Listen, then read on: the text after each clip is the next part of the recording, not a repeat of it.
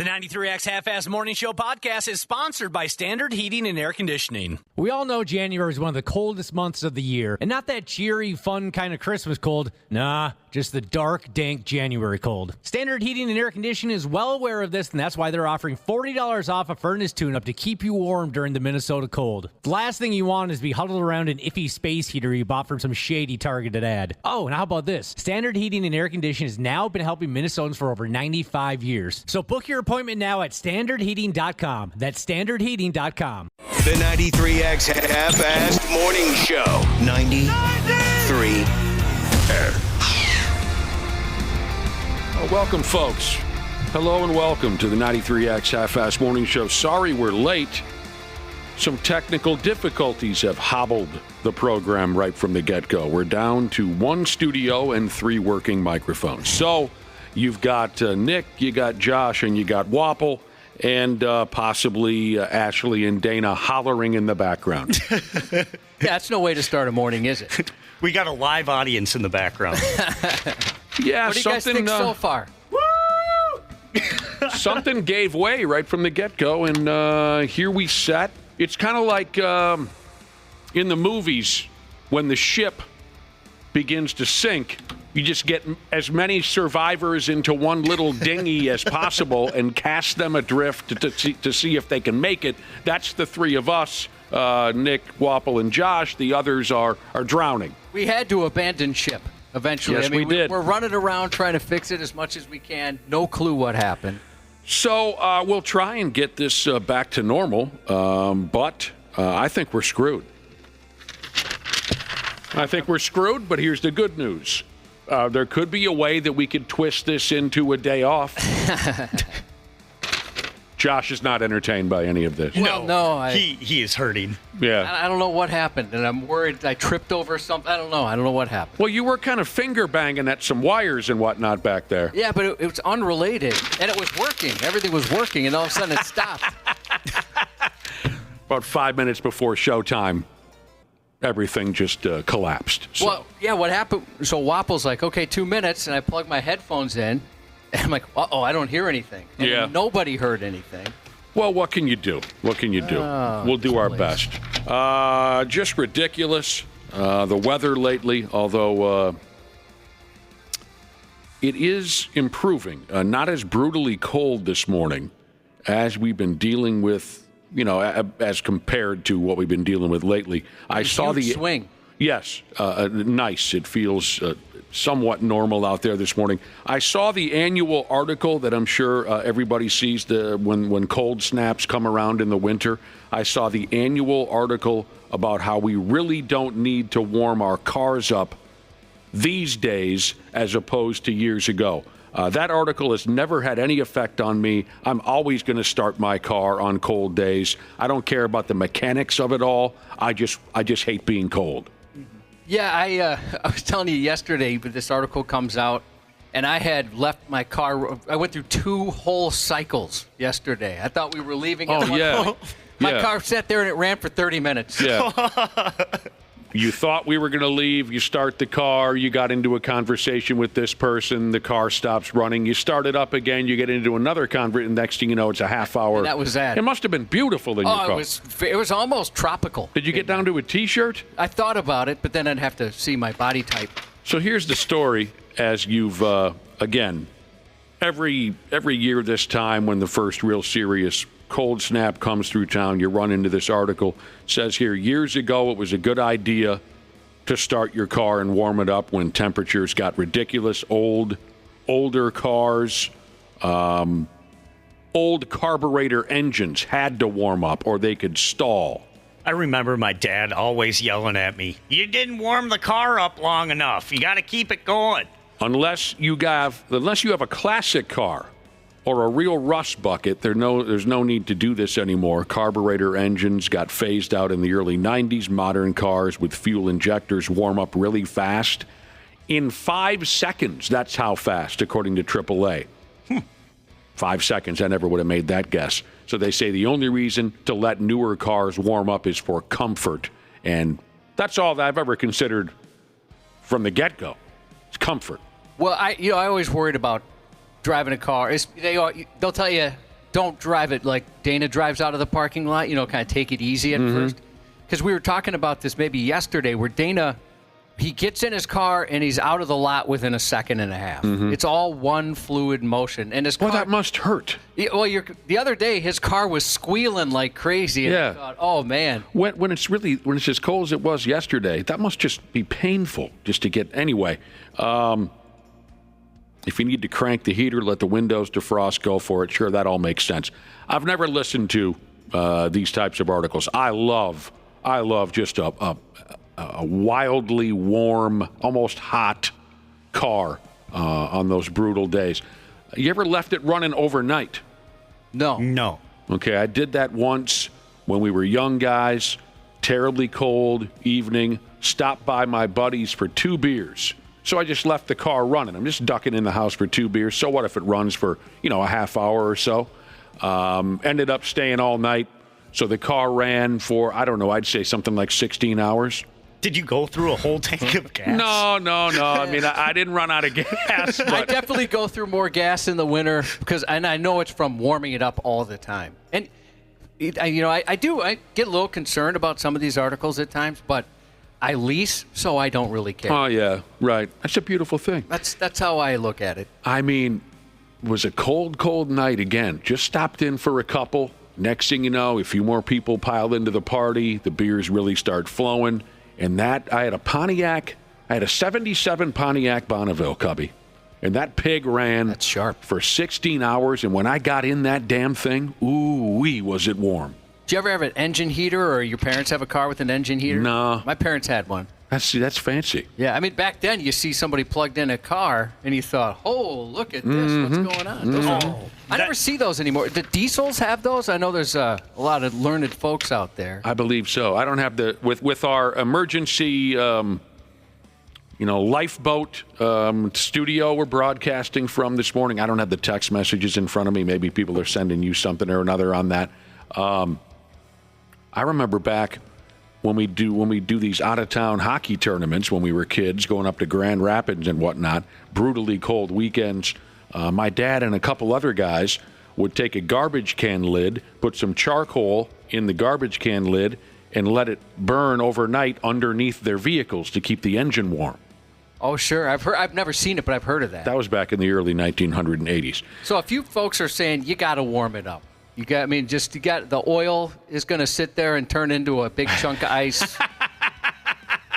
Oh, I just love the feeling. Like I said before, the mechanics of it all, don't care. I just love a warm vehicle when it gets as bad as it's been the last 3 days. So things are supposed to get better now. And folks are saying thank you that diesels you do plug in. Yeah, that's what I thought I heard. Yeah, that they I thought so as well, that they show up with one of those. So it's not so bad this morning. All right. Oh, wow. Wednesday morning, a little bit later on, Randy Shaver and Brad Ryder will be joining us. Oh, and I think we have a special guest around 7:30 this morning. This is, I guess, I don't know if I haven't heard this said, but, I mean, I suppose we could call it Hockey Week in Minnesota, right? We're leading up to Hockey Day in Minnesota on Saturday. It's coming up here. From what I understand, this year's Hockey Day in Minnesota is being held over there at, Valley Fair in Shakopee, and starting today there are events and youth games and things like that. So I don't know why they haven't pushed that slogan yet, Hockey Week in Minnesota, but seeing how we're in the middle of that, Kevin Gorg is going to join us on the radio this morning, who you see all over hockey television here in town, the Pigs games, what else? He's always a big part of the Hockey Day broadcast. Has he been here with the Wild since day one? I don't think so. Seems like he's been there for... I don't think it's been day one, but he's been, what would you call him? Not color commentator, the in-between period guy, the off-ice reporter, whatever that title is. Certainly many years, but I don't think from the get-go. It used to be the Clay Boys' job. Are you following the words? Yeah. Clay Matvick. I'm looking him up. It used to be Clay Matvick's gig, because the early days of the Wild, it was, Mike Greenlay was the color commentator. Who was the first play-by-play guy? He went on to work on... Dan Terhar. No, television. Oh. He went on to do UFC stuff. His name was Mike Goldberg. Oh, yeah. Mike Goldberg and Mike Greenlay, they had Clayboy checking in between periods and between whistles, but Gorg certainly has been there for many years. And he's a fun guy, a great guy. Met him a few times, so we're looking forward to talking to Kevin Gorg. And then right after that, we're going to talk to Marcus Foligno from the Pigs. So it's going to be a big hockey erection type of a vibe here this morning. Gorgski in the house. Oh, God. I think we've had him on once before, at least. Certainly met him at the rink a couple times. Met him a few times. Very nice guy. I can't remember if we've ever had him on the radio. Josh, did you hear about this friggin' contest? Now, first, let me ask you. What is, and the earlier we get to this story, the better. What's the strangest competition you've ever seen or been a part of? And you're probably thinking back to all the bizarre, disgusting competitions we've had here at the radio station. We've had a lot. So are you excluding those? Oh, no. I'm including something you saw at a bar, something here at the radio. I'm including every damn thing. I'm not excluding anything. Sure. The most bizarre and quite shocking would be the oral sex race at Fat Tuesdays at the Mall of America. I forgot about the oral sex race I saw story. that 2 years in a row. It's I'll tell you what, they weren't taking bets at the time, but you probably could have picked a couple that looked like they'd go quick. The ladies they'd line themselves up on the bar, and then the gentlemen would perform, and whoever orgasmed first was the winner. Absolutely. That's tough to beat. It's absolutely amazing that was happening in a public place. I know, and it's funny. I mentioned this before. The cops told them, you guys, you can't do. They did their best to tell them, stop doing this kind of thing. And at Fat Tuesdays, if you remember, that it's a glass on both sides. Right. So when you're walking through the mall, or on the other side, at the time it was Camp Snoopy. So there's people riding by on the log ride seeing this, right, with their families. And so they had said, just put up a bunch of banners, do something like that. And they ended up doing it 1 year, and then shortly afterwards they were gone. But yeah, I saw that 2 years in a row. Hard to believe. I'm going to say, to give the place credit, I don't know that it was condoned or officiated. Well, it was allowed, right? Right. It happened. I'm not sure they. It may not have been sanctioned by official. Ruby Tuesdays. Yeah. Commissioner Wally Carbo probably didn't sanction that match. Yeah, but Fat Tuesday. Whatever it was, Fat Tuesday. Again, it's amazing that happened in a public place. And it wasn't Las Vegas. It wasn't New Orleans. It was right here in friggin' Bloomington, for Christ's sake. Again, I think back to some of the silly, outrageous contests we used to have on air quite regularly on this program back in the day when that was a very hip thing to do. A lot of it was gross, just a gross out type contest, and we saw some things that nobody should see. I think about some of the, hot legs and wet T-shirt contests that got out of control at bars years and years ago. We had the panty Olympics, the vibrating panty Olympics. Jesus. Same type of thing. It's kind of people ate some real gross stuff. Yeah, it's amazing how easily I forget some of these things. A guy got tased in the genitals. Guy ate cow eyeballs. Yep. Dude drank my chew spit. Anyway. There's some ones I'm even afraid to say, things that were consumed. Oh, yeah. Not that. Not gentleman oil. But some other stuff. Yeah. Deja vu, or as my late father used to say, deja vu. Now, we still have a deja vu here in town. Showgirls. All nude. Set up over there in Minneapolis, Washington Avenue.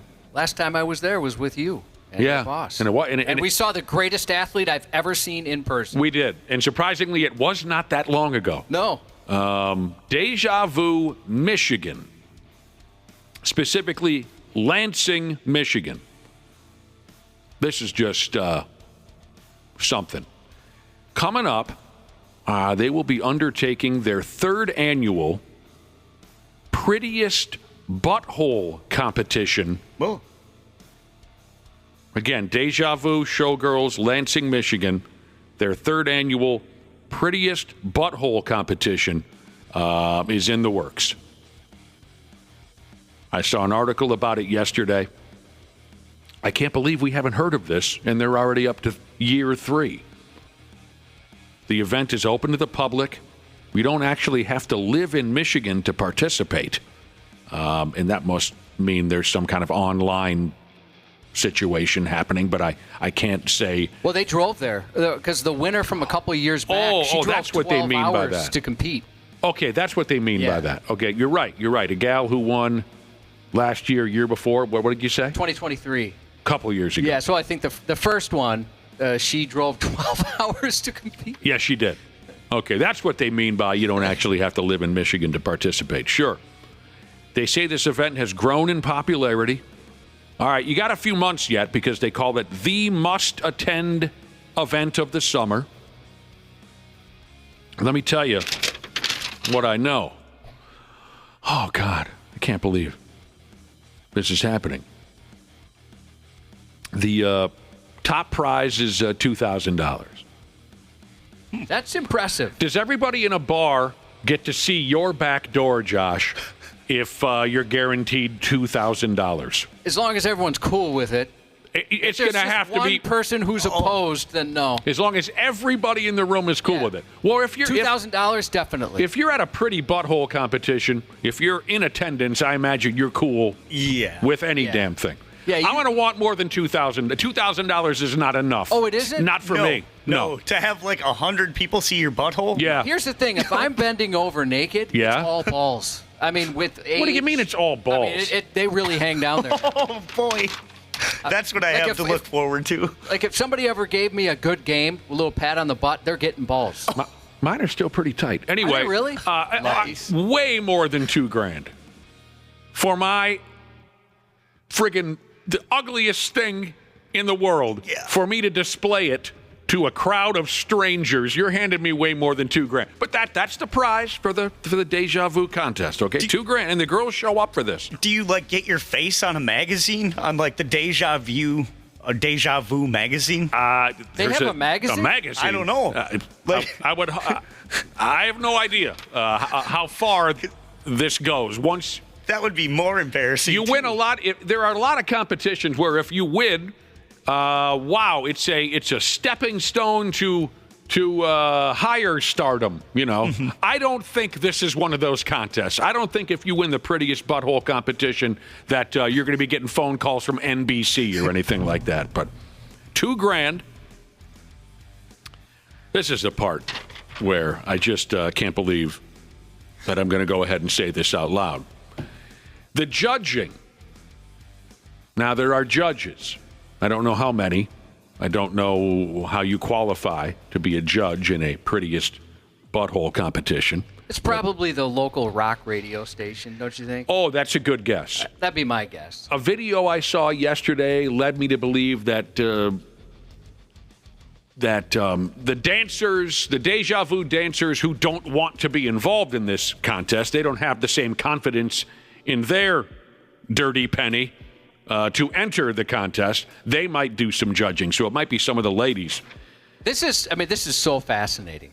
But 27 and still beardless Jesus, he's not impressed. He said, F that competition. The anal bead tug of war is way better. I never heard of that. Is that a real thing? Stop that. If not, we got to bring that here. I'm sure it is. Boy.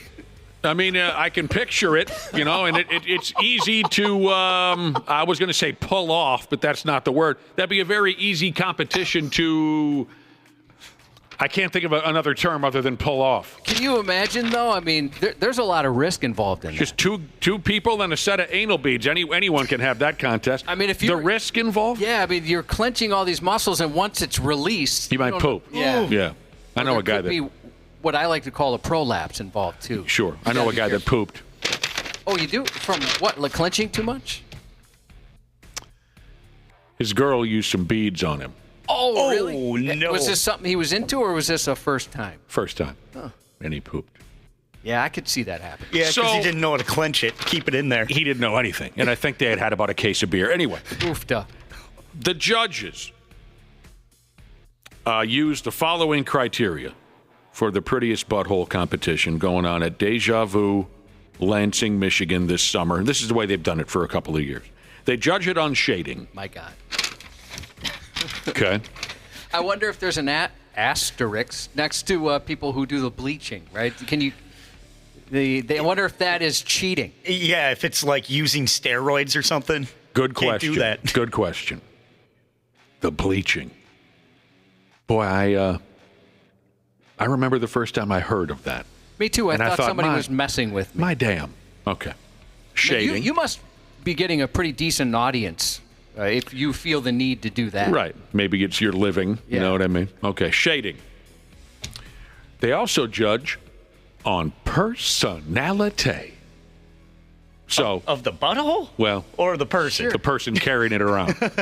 The person that's carrying it around, and the person that's brought it to the competition. They're going to judge you a little bit on personality. And that's nice. It's nice. So it's not all about aesthetics, right? If you have a couple of jokes and a bright personality, it might earn you some points. And finally, this is the part that about threw me. They also judge the butthole on the number of spokes.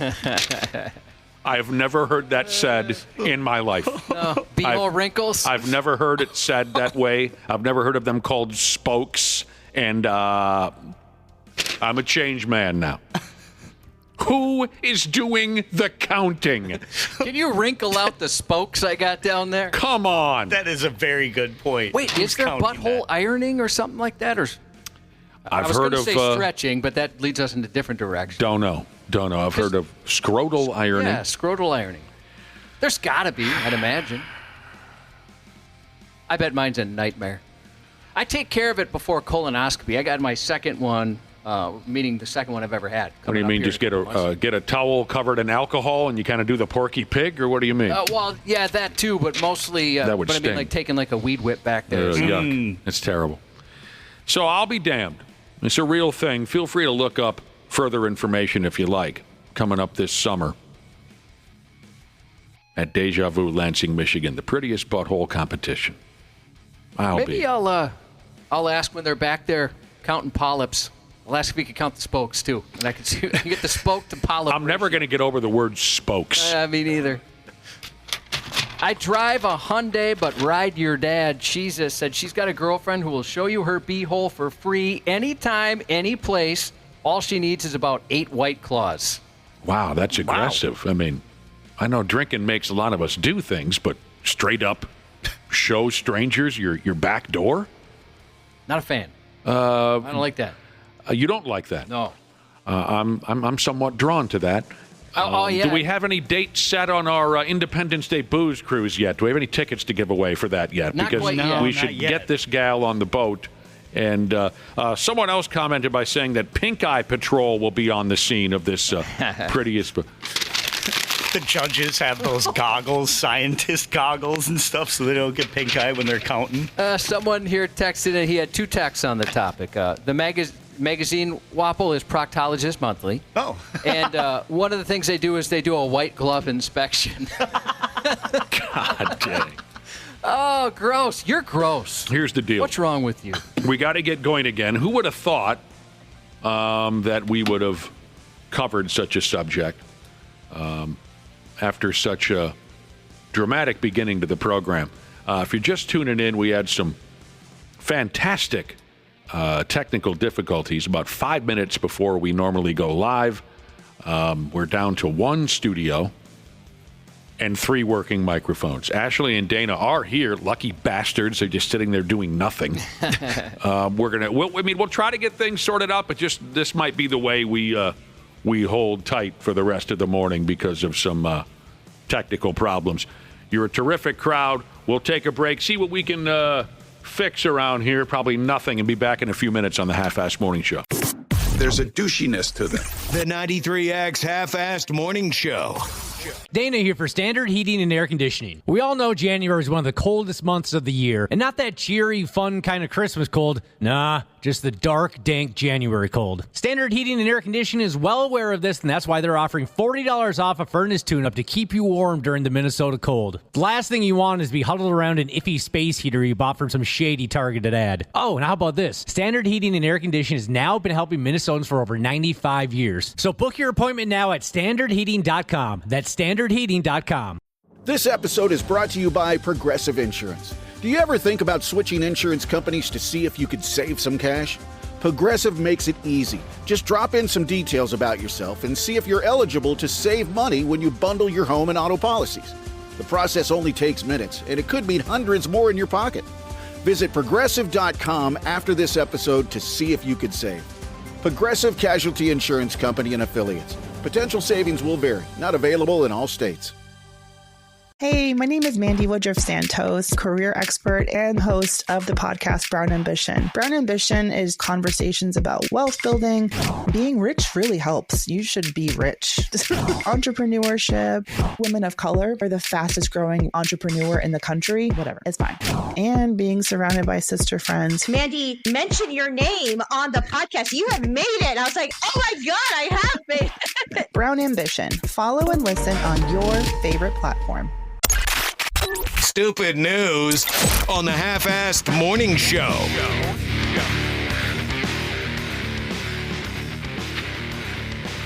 All right, remember back in the day when your television or stereo wasn't working correctly, you'd just unplug it and plug it back in again? That's what we did here at the radio station, and by damn, we're back at full strength. 2 somewhat working studios, 5 somewhat live microphones. We did it. Thank you for your patience. We had some technical difficulties earlier. Thank you to our engineer, Mike, for figuring it out. But I think we got things straightened out.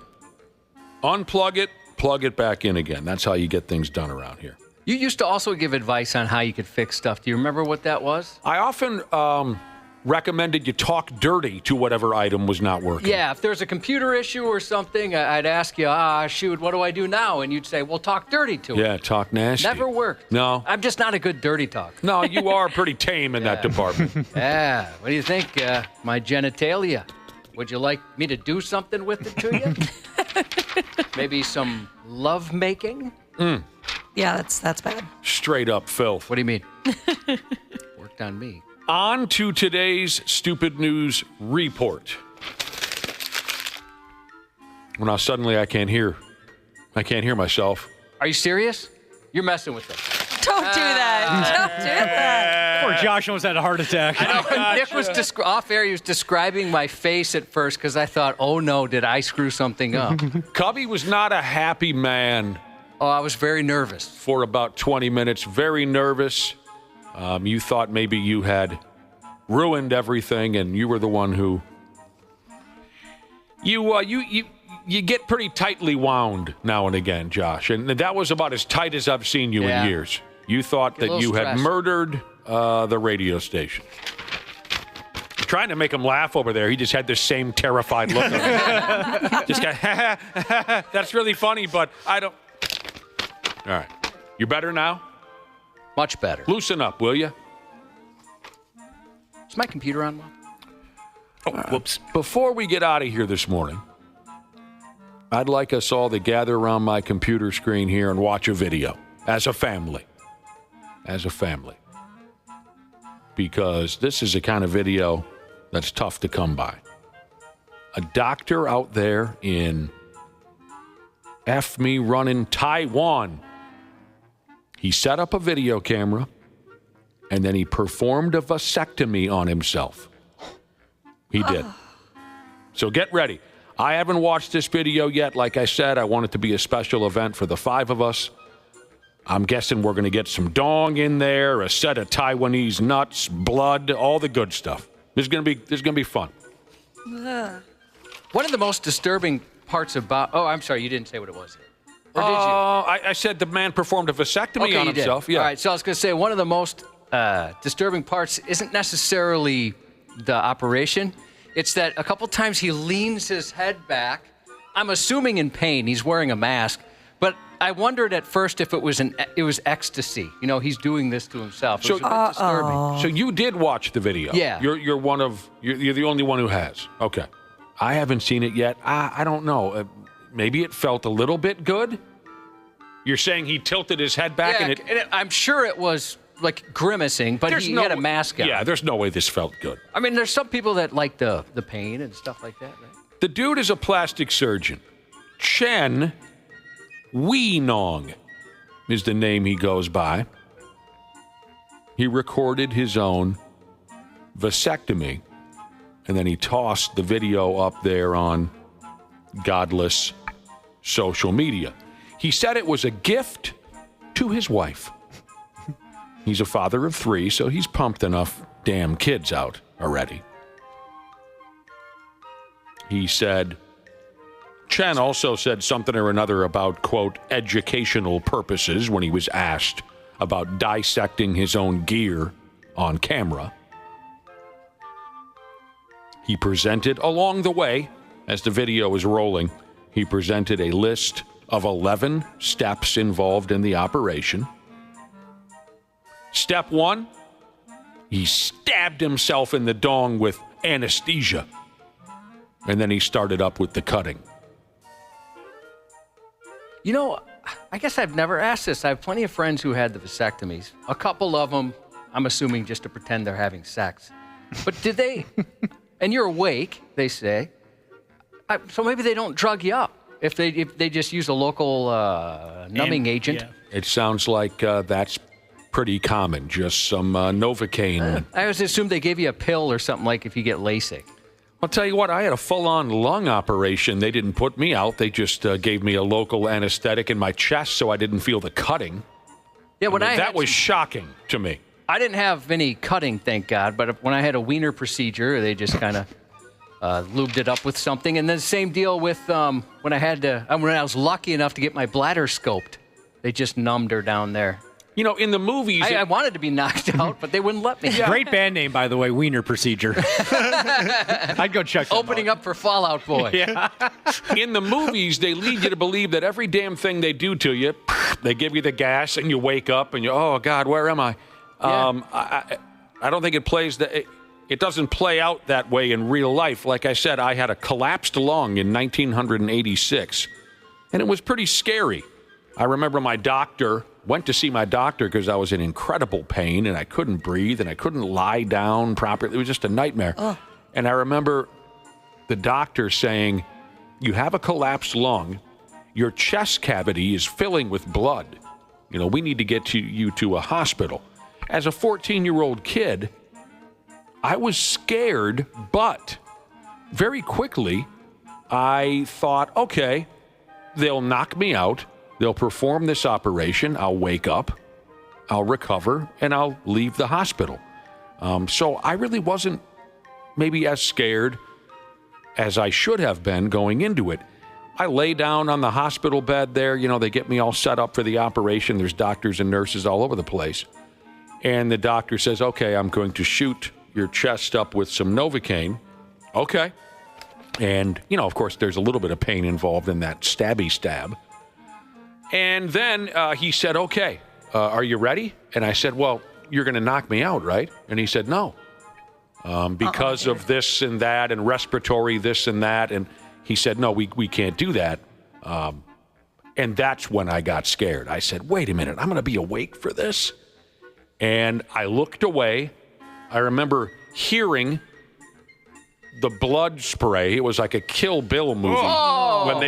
When they first cut me open. There was so much blood in my chest cavity that it just went. Just gets the doctor right between the eyes. And I could feel the blood running down the lower part of my body where I wasn't shot up with Novocaine or whatever the proper term is. And I kept telling myself, don't look, don't look. I had to look. Yeah, I would have looked. I had to look. I did look. I would also look. Oh, and it was gory. Cool. Oh. Ashley says cool. Oh, I would pass out. I was always blown away when I had a camera shoved down my throat on endoscopy, I think they call it, that they didn't put me all the way out. I've heard that's miserable. Sure? It was awful. I guess I was slightly high. Yeah. Because I don't remember trying to pull the camera out of my throat at one point. But I remember thinking, like, why can't you just put me to sleep? Like, I I'm so anxious right now. I think they had to like double up my dose on whatever medication they were giving me because my heart rate skyrocketed. Yeah, they got you high. One of my pals had the Eiffel Tower. Is that the term? No, that's not the term. Maybe I shouldn't use the slang term that I've heard. What I mean is he got the camera down his throat and up his wazoo at the same time. Oh, like a Chinese finger cuff. Oh, no. Oh, might as well get it all over with at once. I didn't know they would do both. They got him high.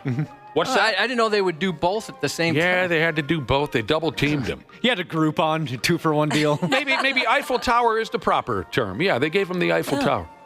Subaru Parts Jesus said he had a vasectomy 4 years ago. In and out in 20 minutes. Numb the balls, cut, burn, couple stitches, you're out the door. Yeah, I worked with somebody whose dad did that for a living, and March Madness, it's always that, guys are getting the vasectomy in March. So we had him on to ask him questions because we were curious. You had him on what? Had him on the show at our old station, and I was amazed at how simple the process all sounded. Obviously, I haven't done myself, but he's like, you just walk in, you're done in 20 minutes. Yeah, that's what they tell you. It's a nightmare. It's a lot of pain, and a lot of guys don't survive. So here we go. Here's again this Chen guy. He is a plastic surgeon. Got a couple, 3 kids. He's all done with that. So he gave himself a vasectomy. Recorded it, put it up on social media. Now, operating on your damn self isn't common. So, says here, just like you boys were discussing, a procedure that usually takes about 15 minutes ended up taking an hour. But it was a great success. Old Chensky, he said, it was a strange feeling to touch and suture my own urethra. Why, dude? Just why? I bet it was a strange feeling, brother. I do. Next thing you know, Chen. Great success. That's what I was thinking, too. Chen and his bloody rod. They're as popular as Jake Paul on the internet. Over 4 million people have watched Chen's self-vasectomy video. Why? He made it clear that he was I told you why, as a gift to his wife, and he also thought of it as an educational video. No, why would that many people want to watch that? You can't see his penis. I don't know why. Educate yourself. Yeah, educate yourself, good. Wapple. It is up on 93x.com because it's safe. She's right. You cannot see Chen's penis in the video, but there is one man in the background who shows his. But what makes it's the same guy from the from Teen Wolf. Teen Wolf. Yeah, I was gonna say Timberwolf. They can't seem to get a handle on the guy from Teen Wolf. He just keeps showing up. He shows up in every video, and he exposes himself in the distance. What makes the video worth watching, though, is what you were talking about, his facial expressions, like the way he puts his head back. Because, are you getting pleasure or are you in pain? Yeah, you see what I'm saying? And his eyes are kind of closed a little bit, so it's either ecstasy or he's grimacing. Yeah, there's something going on here. Yeah, he's getting off on this. He made it very clear that he is a licensed surgeon. So, college dudes shouldn't try this at the dorm to impress girls on Instagram. Find a qualified urologist, he says, if you want a vasectomy for real. It was a great success. After the self-surgery, Chen was asked if he was in any pain, and he said, no, it hurt like hell. What? What movie? Slapshot. That's 2 days in a row. But he did say the next morning he was as fresh as a daisy. And folks are calling Chen the bravest man in all of Taiwan. Right before he dropped dead. It's a sad ending to a weird story. Somebody texted in and said their dentist does their own work on his own teeth. I could see that if I was... Well, I guess depending on the procedure. That sounds difficult. How do you see inside your own yap? A series of mirrors. Yeah. Maybe some sort of camera. Good God. Camera and a giant TV. Maybe one of those cameras you go through the rectum so you can come out and get a view from the... You have to. You have the other to. side. Need a look from down below here. Oh, God, there was another monkey attack. I know one of us is keeping track of these, so I forgot which one of us it is, but mark this one down. There was another monkey attack right here in Alabama, USA. What they call here a barista was caught up in a monkey attack. A gal handing out coffee at the coffee shop, don't you know? The poor gal needed stitches and some vaccinations because a monkey, it happened at the drive-thru. Gals working the drive-thru at the neighborhood coffee shop. A damned monkey jumps out of a motor vehicle, up through the drive-thru window. The monkey climbed up on her arm, tried to pull her lower lip off for her, and then bit her. Oh, I wish there was video of this. I told you guys before, I met a corporate guy for a major fast food restaurant chain, and there was one right by my house in Egan that the exact same thing happened. Monkey went through the drive-thru, right? Not driving. Somebody had a designated driver. The drive-thru attendant goes to hand out the Big Mac or whatever, and the monkey jumped in and tried to tear the face off of the drive-thru attendant. They go after the lower lip. It's a delicacy to some monkey breeds. The monkey that did this looks terrifying. Well, I'll get to that in a second, Ashley. I would also like to talk about the appearance of this monkey. So, this monkey also was not driving the motor vehicle that it jumped out of. There was some monkey-owning dork. Be a lot cooler if he had been driving. Driving the car. The coffee barista lady, who asked not to be identified, and I don't blame her, for Pete's sake, social media dorks would be dumping bananas on her doorstep at all hours of the night if they found out.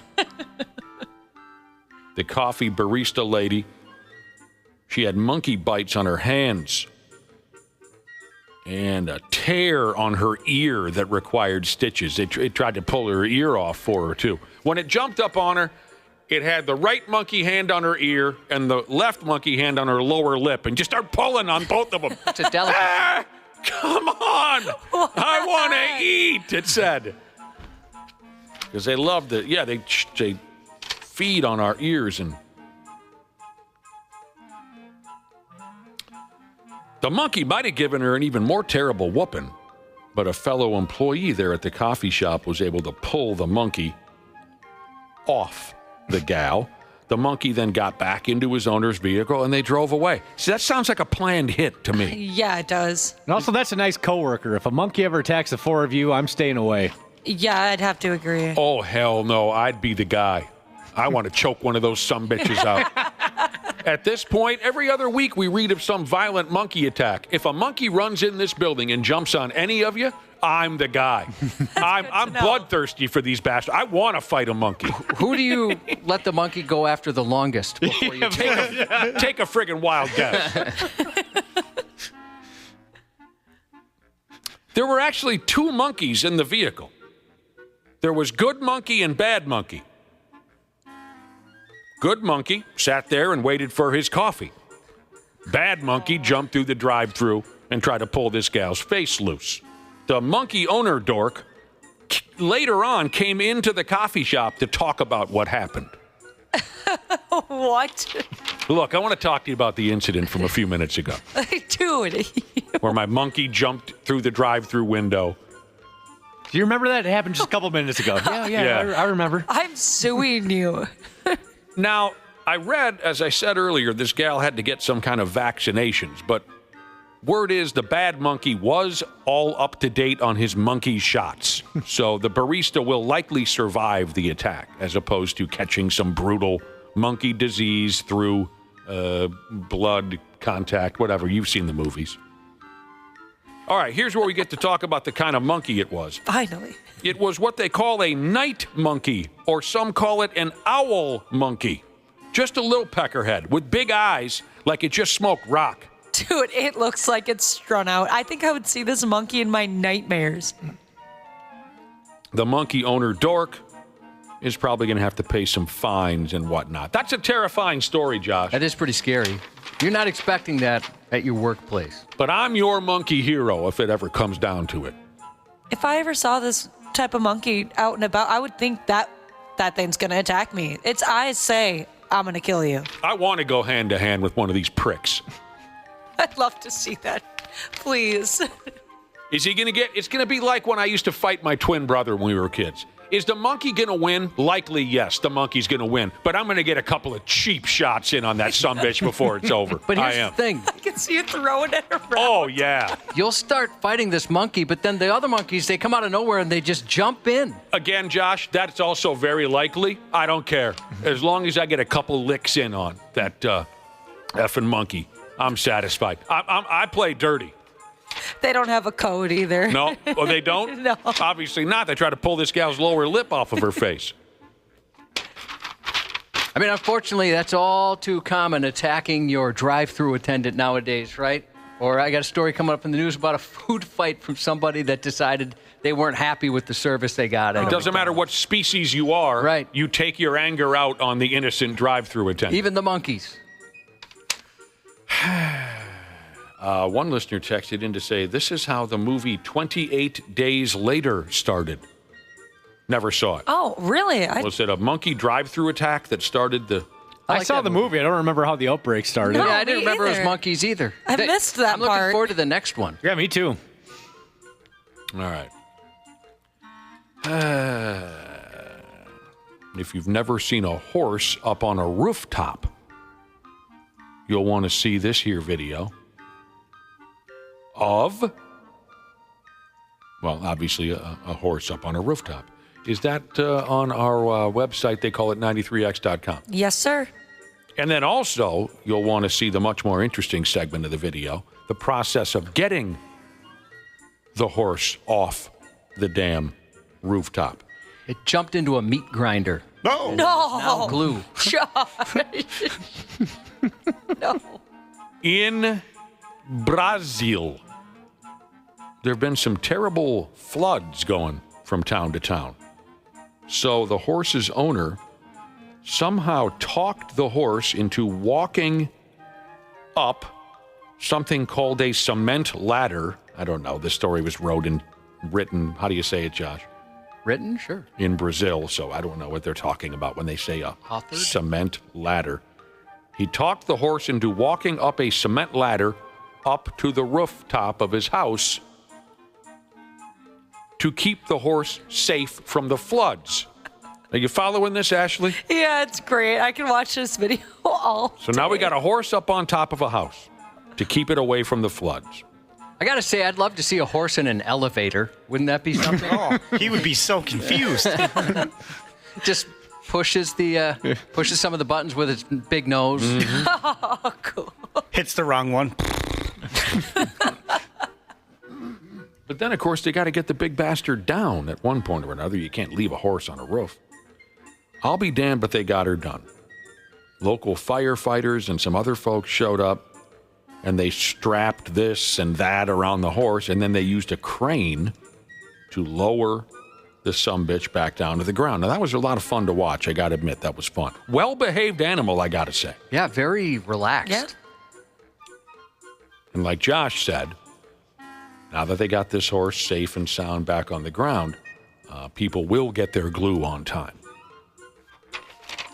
That's good. I've got things to adhere to other things, which is the purpose of glue. That's so great. What are you doing up on the roof? Silly horse. What are you doing up here, big guy? That's not where horses typically are. Could you imagine driving by? Oh, okay. That's a horse on a roof? It's adorable, Normal isn't day. it? It's adorable. Love it. Look at you up there. I'll tell you why there's not two of you up there, because that's just not normal for a horse to be on a... We got videos. If you want videos, we got them. And this here next one, it's a hell of a lot more dramatic than a stupid horse on a stupid rooftop. This one's straight out of a damn 80s action movie, but it's real life type of stuff. This'll teach you not to screw around. Teach you not to screw around. A video straight out of China. In the video, a Chinese kid was wandering around the street the other day. He's effing off. He's tossing firecrackers into a sewer opening. At one point, the effing ground starts rumbling under his feet, And before the kid knows what the hell hit him, an explosion shoots this kid through the air like a damned acrobat. He went flying. This is up on 93x.com, too. I don't know how this kid survived. I mean, not only did he get blown in the air like a story and a half, but the way he landed right on a curb, it was so awkward. It was not a pretty landing. No. This kid... Oh, that poor kid. I had money that he was never going to come back to Earth. I had money saying, no, he's just going to keep traveling all the way to the sun. But he did eventually land, like Josh said, kind of on the street, all sideways and halfway on the edge of a sidewalk. It was a bad landing. This kid was tuned up. But he was rushed off to a hospital. Says here he's being treated for his injuries. He's expected to survive. But this kid, I mean, full-on blowed up. Check this video out. Josh, if I can base my estimation on my own personal experience, you will watch it somewhere in the neighborhood of 35 times in a row. Yeah, I'm probably between 5 and 6. Boom! The kid just... ah! Aga! Thank you to the brother and sisterhood. I forgot about this. I have seen a horse in an elevator. Now, never in person, but Arnold Schwarzenegger rode one in True Lies. I forgot. He gets it on an elevator? Well, it's Schwarzenegger. Would you say no? Here's one of the only ways Josh and I can ever have a dispute. True Lies is one of the most awful movies ever created. I don't know how any person could ever put all those words in the exact same sentence. There's only a couple things that Cubby and I disagree on in the history of the world. No, it's silly. It's awful. I've watched it within the last couple of years, and I thought, boy, why did I like it as much as I did? It's just absolutely awful. When he's on the plane at the end of that movie and the terrorist guy is hanging off the missile on the plane, and he looks at him and goes, "You're fired," and then hits the eject button and the missile goes taking off and explodes the terrorist. That's what he does, those terrible puns. I know. That's probably why I first fell in love with them. Arnold Schwarzenegger was the king of that. Mm-hmm. And I know we agree with one part of the movie. Yeah. Of course, before the text messages come in, obviously the Jamie Lee Curtis striptease scene is outstanding. Which did you watch more, that or this poor kid getting blown up from sewer gas? Boy, good question. Because I watched the Jamie Lee Curtis striptease, by damn I did, over and over and over again on that VCR. You know, I'd keep rewinding it. Remember how that used to work, Josh? Yep. And I don't know what the correct answer is, which one I watch more often. Were you attracted to her before that? Because I wasn't. Absolutely. Oh, you were? Oh, yes. Yeah, I don't know. I never was. But after that, I feel differently. Here's quite different. And I am going to jumpstart the erections of quite a few men in their mid-50s. I am. I don't mean to. Maybe I do. Here's why you didn't find Jamie Lee Curtis attractive before you saw True Lies. Because you hadn't seen her in a movie called Perfect. I've never seen that movie. Lord, save us all. Aside from her sexing it up, is it a good movie in general? I don't remember anything about the movie. I see. It's John Travolta, and it's by what's her name? We've just been talking about it for 5 minutes. Jamie Lee Curtis? It's John Travolta and Jamie Lee Curtis. She plays a aerobics instructor. She looks good. She is insanely hot in that movie. So that's why you didn't find her attractive, Josh, because you hadn't seen Perfect. When that movie came out on HBO, I didn't have cable at my mom's house, but my dad got cable. I started a big family fight. I acted as if my mother wasn't treating me properly, and I needed to spend more time at my dad's place so I could watch Perfect on HBO over and over and over again. Hang on a second now. I actually hadn't seen her in a lot of stuff before True Lies. So some of those movies, the older ones, I saw afterwards. Sure. So, but yeah, Perfect is one I never did see. Did someone look at the cast of Perfect? Am I out of my mind, or is one of the most insanely gorgeous women to ever live Is Mary Lou Henner also in that movie? Yep. Oh, God, I'm watching it tonight. Mary Lou Henner, are you kidding me? All right, before we go. Oh, look at the time. Again with this song and dance. A gal got busted by the cops. You know the bit. All of her drugs were in a bag, and the bag was labeled definitely not a bag of drugs. Kind of want to get one of those. I don't know what I'd put in it, though. I don't have any drugs. We can get you some drugs, Josh. This just keeps happening over and over again. So the folks who buy that stupid gimmicky, definitely not a bag full of drugs bag, they just don't think they'll ever get caught, or they just think it's a funny bit, because why would anyone who's effing around with illegal drugs ever use that bag? It's an invitation for the cops to search you. Yeah, I agree. Makes no sense. I'm sure that's the first place they're going to look. By the way, rectum, and then that second place they're going to look, and then go back to rectum in case they missed anything. All right, bend over. There's plenty of places that sell like those kind of bags with like weed leaves all over it. Why would you buy that? That's such a bad idea. These people are stupid. And this gal who got busted, this latest gal, because this keeps happening over and over again, definitely not a bag full of drugs. And there's drugs in there. This gal, she looks very sad in her mugshot. Is the mugshot up on our website? You should put her mugshot up. I'll have to move it up. That might have been from, a day or two ago. She's got the face of a Vikings fan. Yeah. Ashley, you have enormous breasts. What? Thank you. Look at her right now. Oh, because my knees, dude, it's freezing in here, so Oh, jeez, I got very uncomfortable. So I have my knees tucked up under my sweatshirt. Could you imagine if they were that big? I have noticed that they look very bony. I looked over and I said, my God, was there an operation? I know she got engaged, but she also had an operation. That'd be like F size, I think. She has tucked her entire body into her hooded sweatshirt. It's she so looks like, cold in here. Josh, I imagine this was how your grandmother was built back in the day when you saw her. She was quite chesty. Less kneecaps than what you got going on there, Ash. Sports on the 93X Half-Assed Morning Show. I mean, just even to go in the Hall of Fame in general, is a big honor. But to go in first ballot, I know what that means as a baseball player, and it's super exciting. What is your favorite American expression? August in Kansas City, it's hotter than two rats in the sock. Look at it. That's my favorite.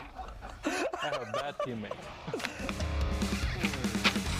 Yeah, the man who dumped that legendary joke on Bob Costas all those years ago is going into the Baseball Hall of Fame. Ichiro Suzuki. How do you say his name? Suzuki. You know what I can't believe, Josh? I can't believe we're talking about Ichiro Suzuki. Why don't you play the sound of a Suzuki in the background? We're talking about C.C. Sabathia. You should play some C.C. DeVille, like some guitar from C.C. DeVille. It's an inside joke. Ichiro Suzuki, C.C. Sabathia, Billy Wagner have been elected to the Baseball Hall of Fame. Dave Parker, an old-timer, is going to go in. Dick Allen. I'm sure Randy Shaver will have something or another to say about these fellers. Of course, Sabathia, boy, he was fun to watch till he signed up to play for the Yankees. Then he was dead to me. I don't know about the rest of you, but I think a lot of people feel the same way. A lot of players become dead to me when they... boy, speaking of death, Randy Shaver, boy, oh boy, a couple weeks ago, he was ready to kill the Golden Gopher men's basketball program. Oh, he was so disgusted. It's, back in '83, they used to pack the barn, and now it's just the worst thing that's ever happened to anybody. And I don't think they should even continue. Now they've won 2 in a row. They beat Michigan a few days ago. They beat the Iowegians last night. Ha! We probably won. Brad can suck it. Yes, Brad sucks too. They beat the Iowegians. Golden Gopher ladies basketball is at home tonight. The damn Timberwolves are at Dallas tonight. We're going to have Kevin Gorg swing by and chat with us in a half hour or so, and I'm sure we'll be talking about the passing of Willard Eichelha at 92 years old, an absolute hockey legend here in town. My damn, he made her to 92. Guy did everything. Every damn thing. And, like I said, I'm sure we'll talk about it with Gorgsky and Randy Shaver, Brad Ryder. Also later on this morning, help me. Marcus Foligno. Marcus Foligno of the Man Bear Pigs. It's just a hockey hard-on here this morning on the Half-Assed Morning Show. Stick around for all that. Josh's News is coming up next. There's a douchiness to them. The 93X Half-Assed Morning Show. Dana here for Standard Heating and Air Conditioning. We all know January is one of the coldest months of the year, and not that cheery, fun kind of Christmas cold. Nah, just the dark, dank January cold. Standard Heating and Air Conditioning is well aware of this, and that's why they're offering $40 off a furnace tune-up to keep you warm during the Minnesota cold. The last thing you want is to be huddled around an iffy space heater you bought from some shady targeted ad. Oh, and how about this? Standard Heating and Air Conditioning has now been helping Minnesotans for over 95 years. So book your appointment now at standardheating.com. That's standardheating.com. This episode brought to you by Progressive Insurance. Do you ever find yourself playing the budgeting game? Shifting a little money here, a little there, and hoping it all works out? Well, with the Name Your Price tool from Progressive, you can get a better budgeter and potentially lower your insurance bill too. You tell Progressive what you want to pay for car insurance, and they'll help find you options within your budget. Try it today at Progressive.com. Progressive Casualty Insurance Company and Affiliates. Price and coverage match limited by state law. Not available in all states. Bravo TV star Lala Kent holds nothing back on the Give Them Lala podcast. No, I have a very short fuse. Get to know the TV personality. I don't need to watch the show because I get the real life version. From relationships and motherhood. Let me tell you something about breastfeeding. To business and beyond. You are scared of failure, so it prevents you from trying. This is where we implement a big set of ovaries, and then we obsess. Follow and listen on your favorite platform. Half-Assed Morning Show. 93X. And that lady, without any reasons, burned our place and turned our small piece of paradise into hell. Some people are quick to torch a business online after a bad experience. But one Missouri woman went literal and torched a business for real. A 36-year-old was so enraged after being kicked out of a bar in Puerto Rico that she allegedly burned it to the ground, along with a fully booked adjacent hotel. The woman, arrested Thursday in Missouri after fleeing the island, had been staying in the area for an extended vacation. She'd booked an Airbnb from December 30th to January 11th, but her plans took a fiery turn New Year's Day. According to witnesses, she arrived at the bar around 8:30 p.m., already intoxicated. When staff refused to serve her more alcohol, she became belligerent and argumentative, even making offensive comments about Puerto Ricans while in Puerto Rico. That's when she was asked to leave. She refused. Police were called and she was escorted back to her Airbnb, but she was pithed. Yeah. Later that night, after the bar closed, she returned in an even more aggressive state. About 12:25 a.m., surveillance footage captured a woman matching her description, pouring liquid from a red gas can. Moments later, flames consumed the bar, an adjacent restaurant, a gift shop, and a hotel housing 31 guests. Thankfully, no one was hurt, thanks to what authorities called skilled firefighters and sheer luck. While she had planned to stay in Puerto Rico for another 10 days, she abruptly left for the airport just hours after the fire. When questioned by police back in Missouri, she admitted she may have done, quote, some things out of character, but denied knowing anything about the fire. Well, as long as the arson's out of character for her, I guess we can give her a pass. That's not how she usually operates. Yeah, well, how do you feel now, lady? Yeah, I feel pretty good. Do you feel like you won? Yeah, you wasted that vacation. You destroyed some people's lives. Nice work. I'm telling you, we got no chance. She was disrespected. We have no chance, Josh. Kiss your ass goodbye. A 52-year-old Florida attorney might need to brush up on his own legal defense skills after a violent prime rib incident. This happened at a Saturday night wedding. The incident unfolded when Mark Rower, reportedly not in the mood for line cutters, became furious when a group of young girls skipped ahead of him in the prime rib serving line. According to witnesses, his outrage escalated quickly, prompting another guest to step in. He responded by strangling the intervening guest, brandishing a plate over their head and threatening to kill them, again over prime rib. Knocked them over the head with a plate. Threatened to. But did choke the person. Yeah, I like a good choke out. I like a good prime rib, but that's insane. I like a bad prime rib. Thankfully, a quick-thinking country club employee stepped in, disarmed Rower of his plate, and called police before things got even worse. Fortunately, mishaps like this prime rib incident are rare to medium rare, but weddings have occasionally been the backdrop for unusual and even unlawful behavior. February 2022, a Florida bride and her caterer were arrested after serving marijuana-laced food to unsuspecting guests. That's a hilarious bit. Works every time. Hospitalized a couple of old folks. In another case, a Florida man was arrested for attacking his sister, the bride, and other guests during her wedding reception. Wow. Good for that guy. You know, your first wedding, we all assumed something like that was going to happen. And I remember we left disappointed. Yeah, no, everything actually went very, very well. It was a lovely ceremony. We thought for sure somebody in your family would fight someone else in your family, and everyone was very well behaved. I almost stepped in and just did something. I was like, all right, if no one's going to do something, I'll take one for the team and I'll cause some chaos here. The only reason nothing happened is because nobody was cutting in line. Yeah, everyone minded their manners. Yeah, it's disrespectful. It was, Josh is right. We were slightly disappointed. The biggest fight all day, on that day, the biggest fight was who's going to sit in the back seat next to Janelle on the ride down there. I fought like hell for that spot, and I got it. A botched order at a McDonald's in Amsterdam turned into an all-out food fight between staff and customers. According to witnesses, the incident began when an irate woman, upset over a mistake with her meal, hurled her drink at the employees behind the counter. Instead of letting it slide, the staff fought back, launching fries, burgers, and even ice cream in her direction. One brave bystander initially tried to de-escalate the situation, attempting to hold the woman back, but things got worse when a milkshake went flying, dragging more people into the now viral French fry frenzy. While some onlookers cheered from the sidelines, others joined the messy melee. In the video, you can even see a fed-up worker dumping a trash can over a customer's head. The wild brawl has many online praising the McDonald's crew for standing their ground. Yeah, I suppose I can go along with that. A food fight would drive me crazy. OCD. Oh, you'd be like kind of cleaning things up as you go? Yep, no way. When I was, 16, 17, hell yeah, I would have loved a food fight. Now, with the OCD, that'd be torture to me. We only had one food fight, and my favorite part, it was in high school, my favorite part about the whole thing is this like really popular girl was wearing all white that day. Oh, they got and it. She just got destroyed. It felt good. You didn't like her so much? Nah, she wasn't great. Not a fan. No.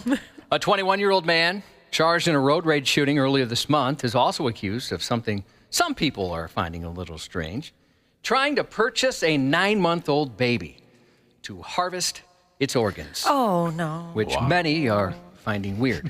That is creepy. Jose Turan Jr. reportedly stumbled into a family group chat by mistake, a text thread meant for planning the baby's baptism. Most of us would realize we don't belong and quietly exit, but not Jose. Jose let his thumbs do the talking and texted, "That's a nice Caucasian baby. How much you want?" That's a nice Caucasian baby. How much you want? That's right. Understandably horrified, the family quickly realized this wasn't their relative, but someone who'd taken over his old phone number. They responded with a firm wrong number and blocked him. But he followed up with another chilling message. "Are you not interested in selling? Yeah. I'm willing to start at the bidding at $500,000. Really? The baby's father, outraged, called Turan directly. That's when things escalated.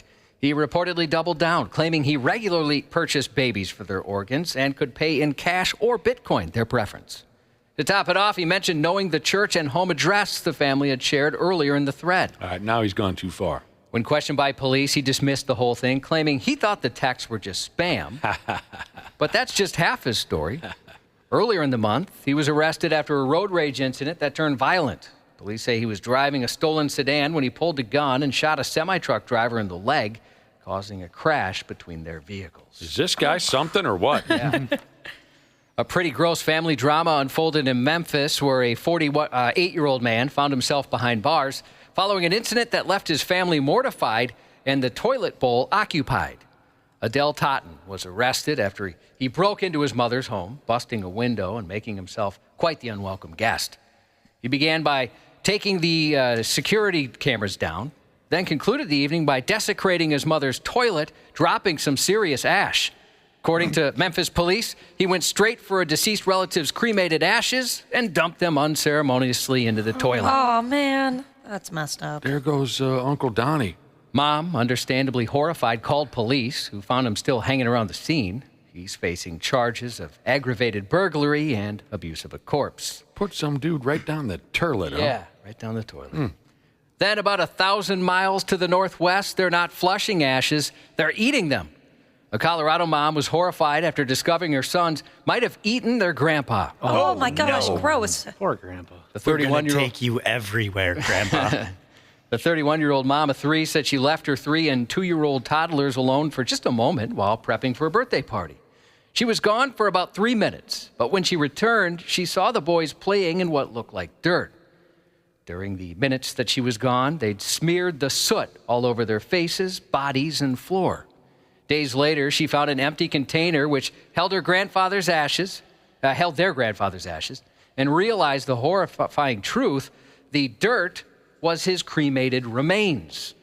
She assumed her little cannibals used their mouths to unscrew the cap and likely ingested some of Grandpa when smearing their faces with their dead loved one. As gross as she finds the incident, she did say her dad would have found that hilarious. Kids are so dumb. Dad had a good sense of humor, huh? You ate Grandpa. Boy. 1:20 p.m., January 12th, officers handed over a 70-year-old man to his wife after a rather unfortunate rendezvous between his car and a fire hydrant near a police station, of all things. The mishap was spotted by an off-duty officer who called it in. When an officer arrived at the scene, the man, visibly shaken and evidently tipsy, asked for a break. He said he'd like a break because he'd been drinking. Why not try, I suppose? Ultimately, he failed a blood alcohol test and was arrested. Do they give you breaks if you say, hey, of course I crashed. I'm hammered. In my defense, Yeah. I had been drinking. Well, drank you were way too honest, much. so. I drank way too much. And go ahead. Like you said, it's worth a shot. Yeah, why not try? Yeah. There's no harm in trying. You know, if he bribed him, that's one thing, but he just said, cut me some slack. Normally, I would never crash into that. You got to understand, I'm 13 White Claws into the evening. Get a reduced sentence. He's out. Get out of here. And that's 93X News. Randy Shaver. Can't catch me! Can't catch me! On the Half-Assed Morning Show. That's what it is. Nachos that came over the glass. Always dangerous when fans are throwing stuff onto the ice. And I'm sure they're going to try and find the culprit pretty quickly over in that area. And I'm sure some people around him will probably point him out to the necessary people to get him out of there. This place sucks. What now? Everything. Randy Shaver, Brad Ryder. Hello, boys. Good morning. Good morning. This is just great. We're going to be ass deep in hockey knowledge here shortly. Not because of you friggin' guys. No, not because of you guys. To kick off Hockey Week in Minnesota. I don't know why they're not throwing that slogan around more. They just focus on Hockey Day, but I know events start today over there at Valley Fair. To kick off Hockey Week in Minnesota, our special guest this morning is the all-knowing hockey analyst and local hero, Kevin Gorg. Good morning, Gorgski. Good morning, guys. How we doing? I'll tell you what, we got a text from a listener earlier on this morning, Kevin, when we mentioned that you were going to make an appearance on our radio show, and a listener texted in and exactly said, I love Kevin Gorg. He can out-talk anybody. I got a text. Oh, boy. We had mentioned, Kevin, you were coming on earlier this morning, and I got a text from my oldest, who is a big fan of yours, and he's going to listen to the show for the very first time, it sounds like. Aw, that's good. He loves you, Kevin. Never listens to his damn father figure. Oh, not at all. No, but he texted me. That hurts. I know it does. That one's going to sting for a while, Kevin Gorg. Thanks for joining us. I know this has got to be an insanely busy week for you. Yeah, it's a fun week. You know, we look forward to it every year. I heard you guys yesterday talking about the big hockey day, and it is. It's a statewide celebration. It's grown year by year. It started back in 2007, and you know, this is our 19th annual. I think Valley Fair and Shakopee are going to crush it, and looking forward to the week ahead, specifically the big day Saturday. Are you going to go on any rides? They got the antique cars already out there, and I've got great memories at Valley Fair, like a lot of us that grew up here. I went there as a kid. I've got 3 daughters. When they were younger, we spent a bunch of time out there, and it's going to be curious to see how it looks in the middle of winter, right? Because we've always only spent our summers at Valley Fair, so it's going to have a different feel for sure, but absolutely, I'm going to spend the day out there Saturday. I'm going to get on a ride. We often talk about how now that we're older people, the rides just make us sick. I mean, it just, 2 seconds in, I already feel the like worst. You really think you can handle some of those? I don't know which ones are open, but you really think you'll make it, Kevin? Well, I won't go on the corkscrew like I did when I was a lot younger because, to your point, now I get off and I need to find a bathroom. I mean, honestly, it's weird how you hear those stories from your parents and some of your relatives, and then, you get to that certain age, and I'll just say over 50, which I'm well past, and you're 100% right. And so, no, I'll stick to the kiddie rides, and we'll have some fun, I'm sure, with the broadcast with that. But it'll be the backdrop of all the hockey. We're going to come on the air Saturday at 8 a.m. We're going to be on the air until almost midnight. And so, yeah, it's going to be really cool. And, I am interested in seeing the setup. I haven't seen any pictures or video yet of what the setup's supposed to look like. But aren't events starting already today? They got youth hockey games. It's like a whole schmear, right?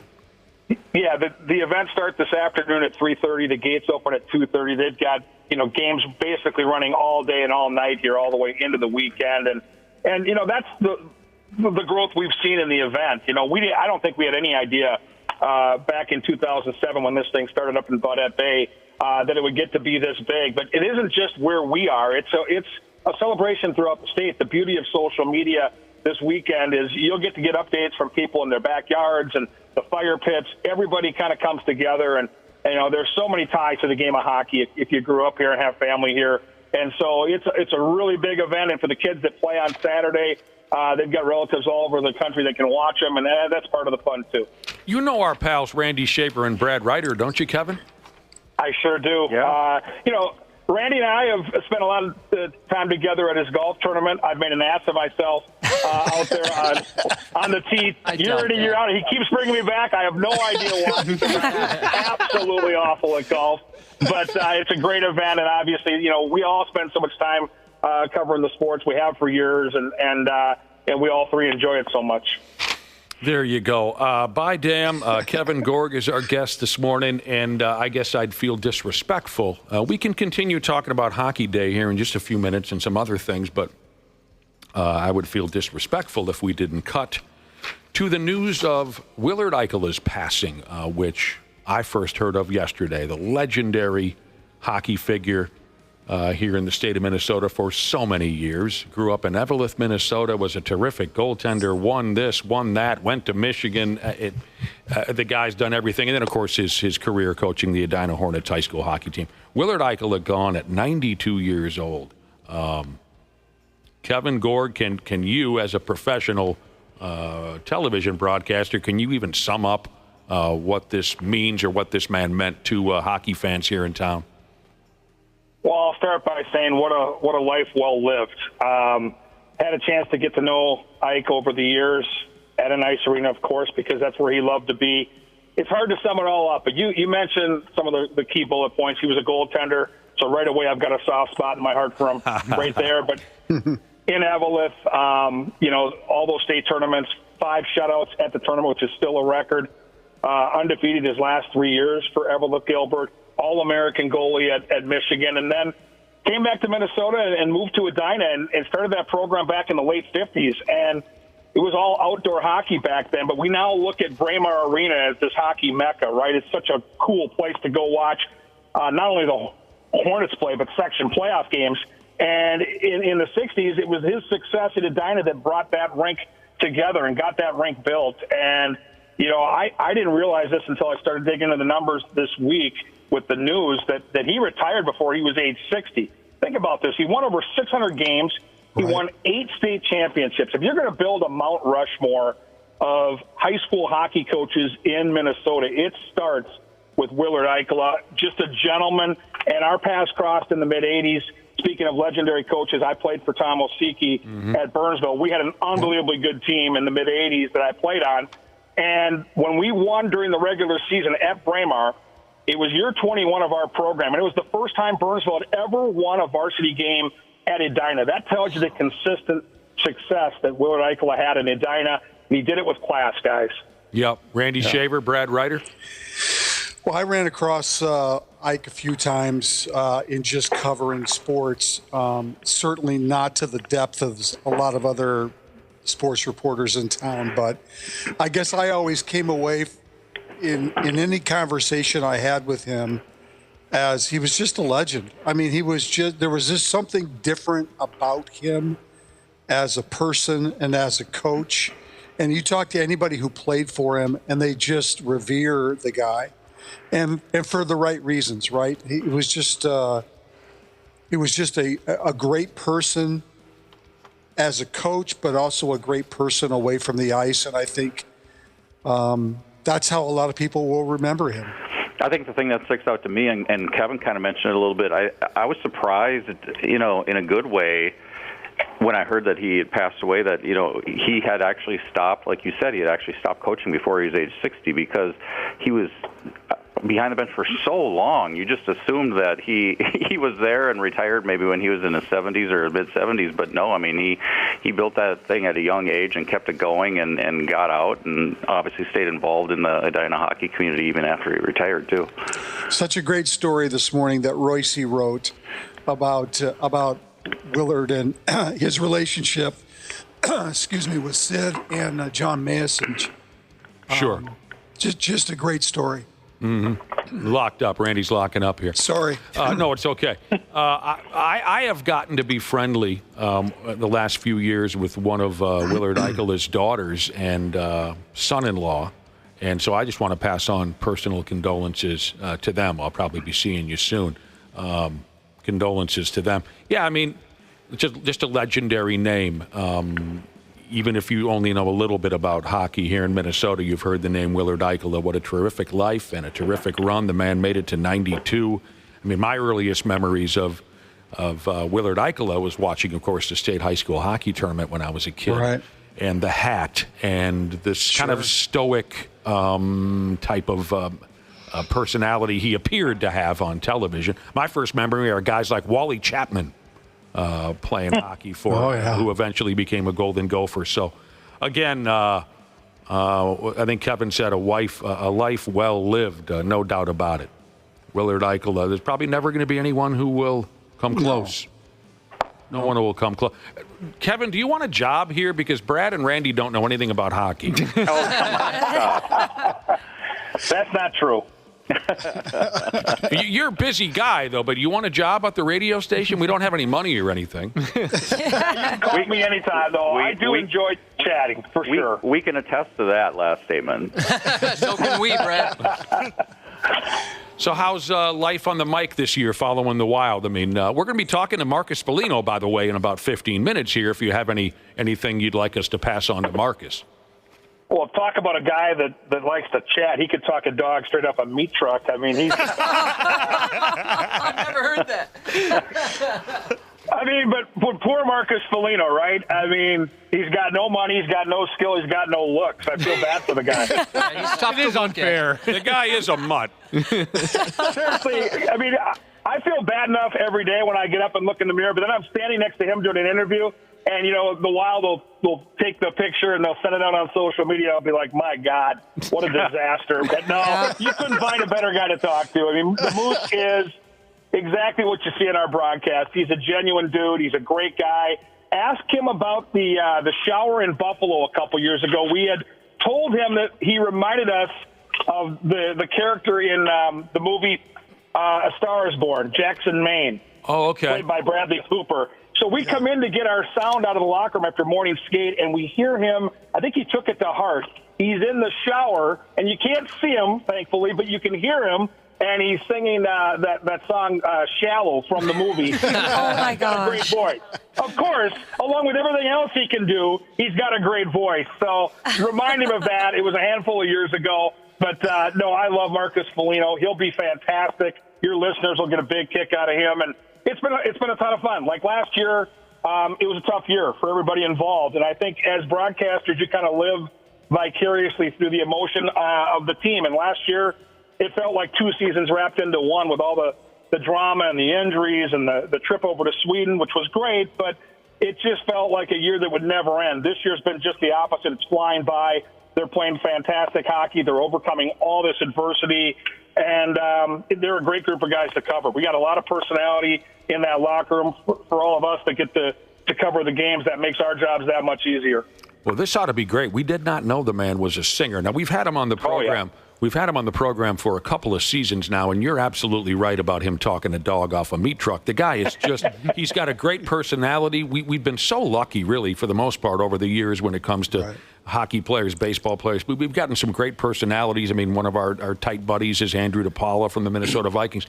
But we did not know that Marcus could sing. And now that surprises me because, I mean, I know it's early in the morning, but often when we have him on the air, he sounds like he's gargling gravel or something like that. I got to hear this guy sing. I wonder if he'll sing for us live on the radio, John. I bet he would. Yeah, oh, definitely. I don't know. He's got a personality like that. He's not shy. He'll be fine. He's not shy. All right. Yeah, that'll be coming up in about 15 minutes. Oh, and being a goaltender, a former goaltender, Gorg, Kevin Gorg joining us here on the program. We started our sports segment with a piece of audio from an Edmonton Oilers game last night. I don't know if you heard about this, but the Oilers scored a goal thanks to a fan's nachos that ended up on the ice. Now, tell me, when you were a goaltender, if you ever got desperate like this. So the Oilers playing the Capitals last night up there in Alberta. The Oilers are down 3-1 with about 15 minutes left in the game. Corey Perry gets a shot at the Capitals goaltender, beats him. The goaltender's name is Logan Thompson. Thompson immediately protested the goal, arguing that he was distracted by a plate of nachos that had been thrown onto the ice. Well, I mean, take a good look at me. If there are nachos on the ice, I'm going to be distracted that puck's going to end up at the back of the net. So I'm on the side of Logan Thompson here. There's no way that can be a goal. If there's a food item on the ice, you will be distracted. Yeah, it would be funny if we see you leave the crease to go scoop some of those up. The video. When I was a youth hockey goalie, the coaches I had in Burnsville would trick me and tell me that the puck was one of those ding-dongs that Hostess used to make. My save percentage went up exponentially. You're just grabbing at it. I mean, just desperate for it. One of the greatest lines I ever heard in sports broadcasting was echoed by our dear friend Bert Blyleven, the Hall of Famer. There was I can't remember the guy's name, but the Twins had this heavy set pitcher in the early 2000s, pitching at Fenway Park. He's a middle relief guy that's just getting torched. The Sox have the bases loaded, big spot in the game, and this guy's a big dude, right? Throws a fastball right down the middle. The Red Sox guy absolutely shatters the ball straight at the middle, line drive, without even looking. The guy flashes the glove up, makes the catch. Blyleven, without blinking, says, yep, he thought it was a flying cheeseburger. Yeah, Bert, he's a gem. Yeah. Oh, he's the best. Oh, wow. Well, we got to get going again, Kevin, but we really appreciate your time. Have a blast this weekend, and, we'd love to have you on whenever you're available, Kevin Gorg. Good times, my man, good times. Yeah, bang on my door anytime, and I can't wait to listen here in the next 15 minutes to Marcus Foligno taking us back to the showers in Buffalo and singing The Shallow. I can't wait to hear the Moose. Absolutely. We're going to request that right away. By the way, you've got to be a little bit thankful that it's not going to be 30 below zero this weekend. Yeah, the weather forecast switched on us real nicely. The last couple of days walking our dogs, I was just petrified that this was going to be the weather on Saturday, but mid-20s, we'll live with that. That's going to be really, really good. Thanks, Gorgie. Thanks, Gorg. Have a great day, you guys. See you later, brother. Coming up this Saturday, Hockey Day in Minnesota. I got the schedule here. We can cover that when we get a little closer to the day. We got Marcus coming up in 10 minutes, but we had some other things, we need to get to before that happens. I'm not trying to be a total dick knocker here, Randy Shaver, but, a couple weeks ago, you were all but ready to shut down the Gopher men's basketball program. You were disgusted, and now the boys have won back-to-back games against quality clubs. This is a lot of fun right here. That's fantastic. I mean, good for Ben Johnson, and great for that team to have been able to find a way to get themselves back on track. The free throw shooting's gotten better. It saved their asses last night that they made a few free throws. Saved themselves last night, and that's, the team's got talent. They've lost close games. Mm-hmm. They should have beat Ohio State. They should have. They had them beat. Actually, they had them beat a couple of times. Game. So, good for them. I hope it continues. It sounds like they've gotten a lot of confidence. They've got Oregon coming in to the barn next, which will be fun because that's a team that we rarely see play the Gophers in basketball. Right. I believe they're ranked in the top 15 in the country. Yeah, the Ducks. Something like that. The Ducks are in that neighborhood, Brad Ryder. They're going to need to, these couple of nice wins, they're going to need to kind of keep it going, though. I looked at some stuff last night. They just got out of last place in the Big Ten with this win last night, and I don't believe every team makes the Big Ten tournament. So they're going to have to, if they want, because there's 18 teams now in the conference, and only the top 15 get in. I was reading about this yesterday. So they're going to have to win a few more games just to get into the Big Ten tournament. Gopher ladies are at home tonight against Michigan. The Timberwolves are at Dallas tonight. And from what you said yesterday, Randy Shaver, Dinkus won't be playing for the Mavericks? I don't think so. Good. No, I don't think he's back. In fact, I don't even know if they're fully healthy with Kyrie Irving either. Good. I guess this O'Connor dude is sticking around. So I hope you like losing in the first round of the playoffs. Nick, I'm disappointed that I can't come and French kiss you because I told you that I would come and do that if you left. So. If he left? Yeah, remember that a few weeks ago? I said when you were bringing this up. Well, I think I was the one who threatened you with a French kiss. No, I said I would come. If he left, if he got traded, I would come French kiss you. So. I'm the one who made the first French kiss threat. Yeah, I don't want to step in here, but Nick always makes the first move. Okay. Yeah. Always. But, okay, so the Vikings and Kelvin O'Connor agreed on a contract extension, but he can still be traded, right? Well, that's not going to happen now. Oh, that'd be awesome. Either. He can still be traded. They're not. You can still be traded. Yes. And then they're planning on giving some more money to this Kwesi Adolfo-Mensah too. So everything's wonderful over there. Of course, then they got to figure out Sam Darnold. That'll be the next step. Oh well, he's a former quarterback now. I'm sure Yeah, he is. 100%. He's a former quarterback. I'm not so sure about that. Of course, the Vikings did become the first 14-win team in NFL history to lose in the wild card round this year. Someone had to be the first one to do it. Yeah, I'd love to Jay Cutler the hell out of this, but I know some of you find this stuff interesting. One NFL executive predicts that former Viking quarterback Sam Darnold will end up signing a deal with the Las Vegas Raiders. Another so-called pardon me, Randy? I said that makes some sense. Okay. Another so-called NFL executive has predicted that Karen Rodgers will retire, saying there's no logical place for him to go. Someone please, Jay Cutler this. Don't care. There you go. That's what I was looking for. Here's some promising news for you football fans. The head referee for the AFC title game coming up this weekend. The head referee is like the rest of us. He despises the Kansas City Chiefs and everything they stand for.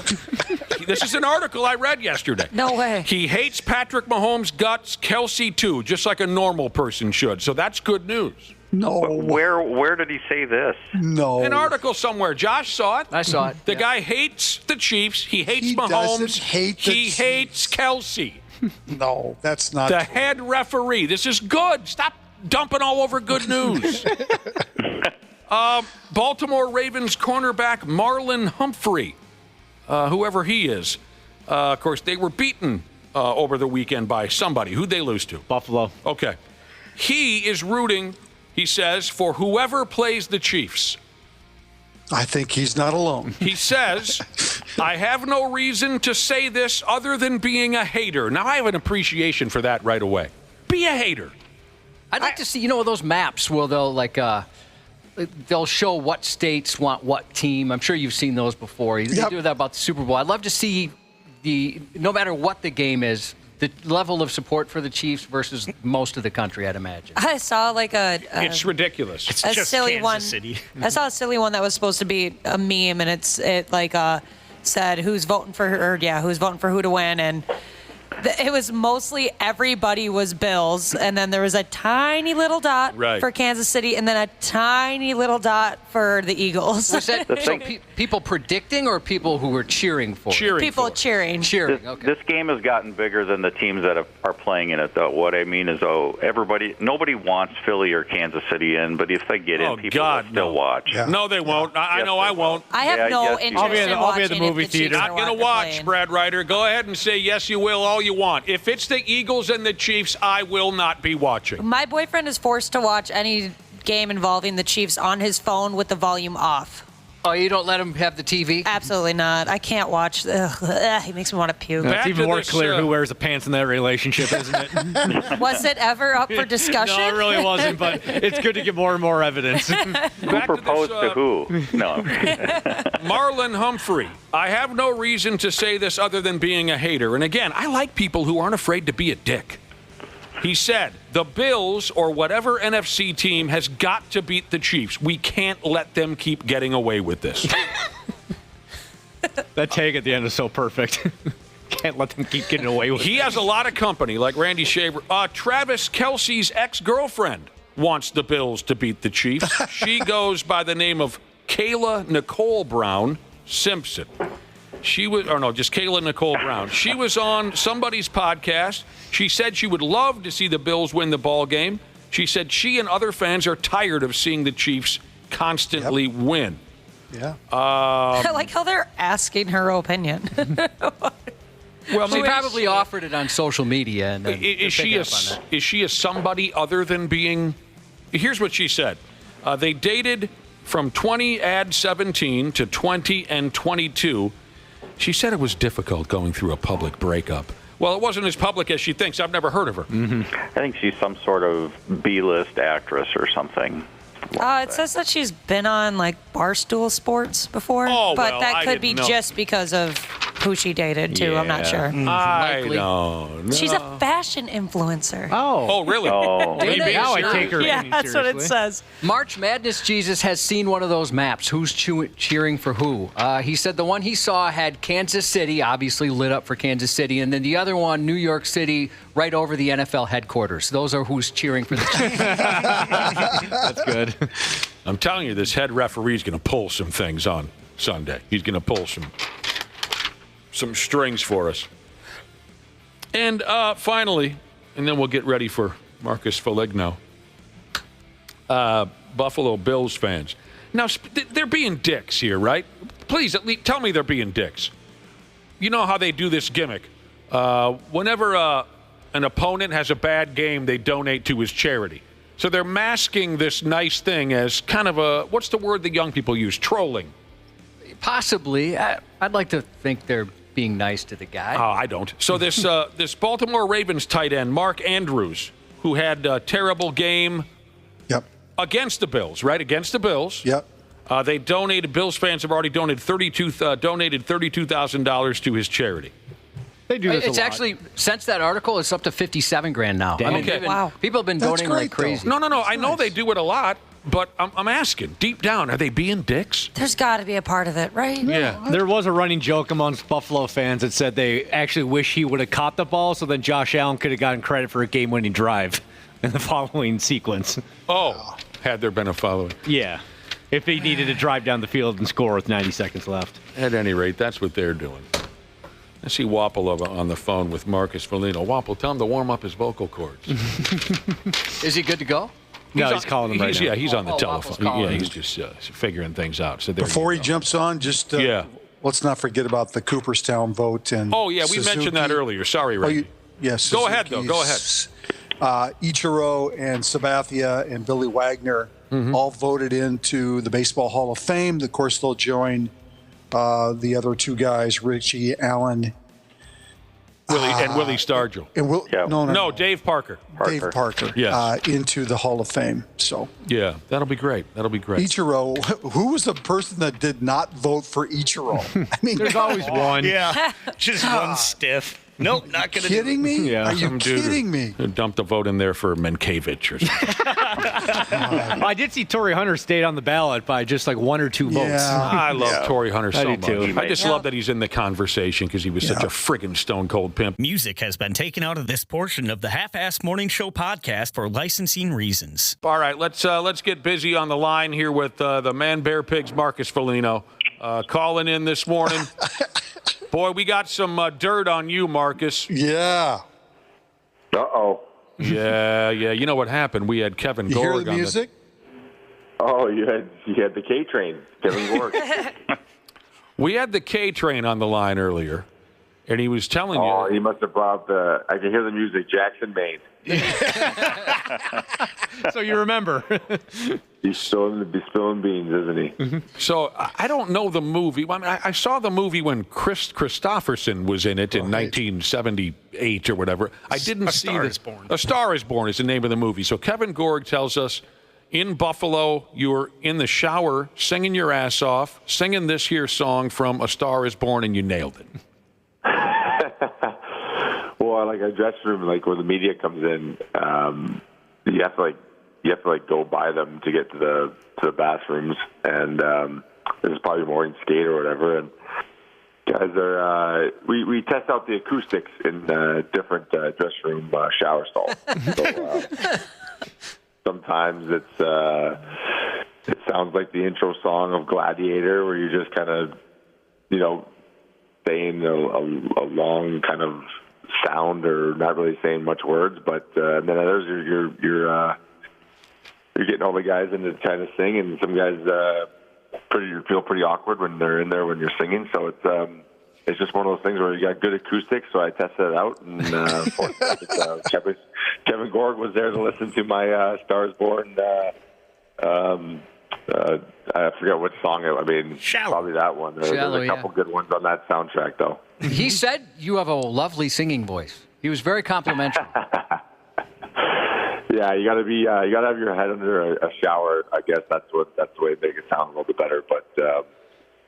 But the acoustics in some of these bathrooms are pretty good to make anyone sound pretty good. So. Oh yeah. Well, I mean, does that mean you won't sing a little bit live? I mean, you're not in the shower, I don't think, right now. Would you sing a little bit? No, I mean, I probably need a couple beers and I need to be like late night karaoke. That's okay. I could play the role of Lady Gaga if you want me to. That's a disturbing image. Gorgie's quite a character. We had Gorgie on, and boy, he's a lot of fun. And he said all kinds of wonderful things about you, Marcus. Oh, good. He's an awesome guy, and it's been great to get to know him over the past couple of years. He's like me. He's got 3 girls, so we have a lot in common, and I just hope I just keep my hair rather than like what he did. So that's the biggest thing. That he's waiting for me to go that way, but hopefully I can keep it a little longer than he has. But he's awesome. He does a good job for us, and like I said, he's a treat to have around the room. Do you guys do you pick on the TV guys quite a bit? Sometimes. I mean, not really much. With Gorgie, it's all positive. I mean, a lot of guys love his interests. He's a big horse race guy, so the horse track. Guys love picking his brains on what horses when we go into different places. I know we're down in Florida. He's hooked up the guys with going to the horse track down there. So he's interesting to talk to. Big football guy too. So other guys, I mean, we pick on some of like the Aaron Sickmans of the world, the guys like that make us do.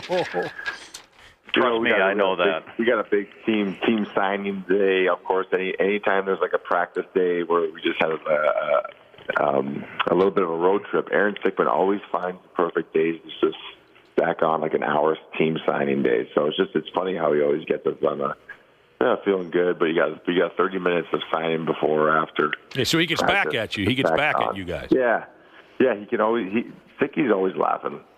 Aaron Sickman is the media relations guy there for the Wild. Now, Brad Ryder had that role for a couple different clubs. Did they pick on you, Brad? All the time. What did they do to you, Brad? No, nothing. It was just a lot of good-natured stuff like Marcus is talking about. Although, we always tried to keep the signing days to a minimum for that reason, because the last thing any of you guys want to do is sign anything after a practice or do any of that kind of stuff.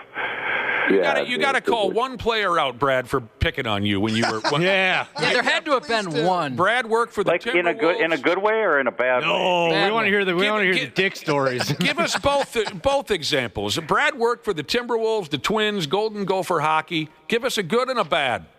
Oh, my gosh, there's a lot of good.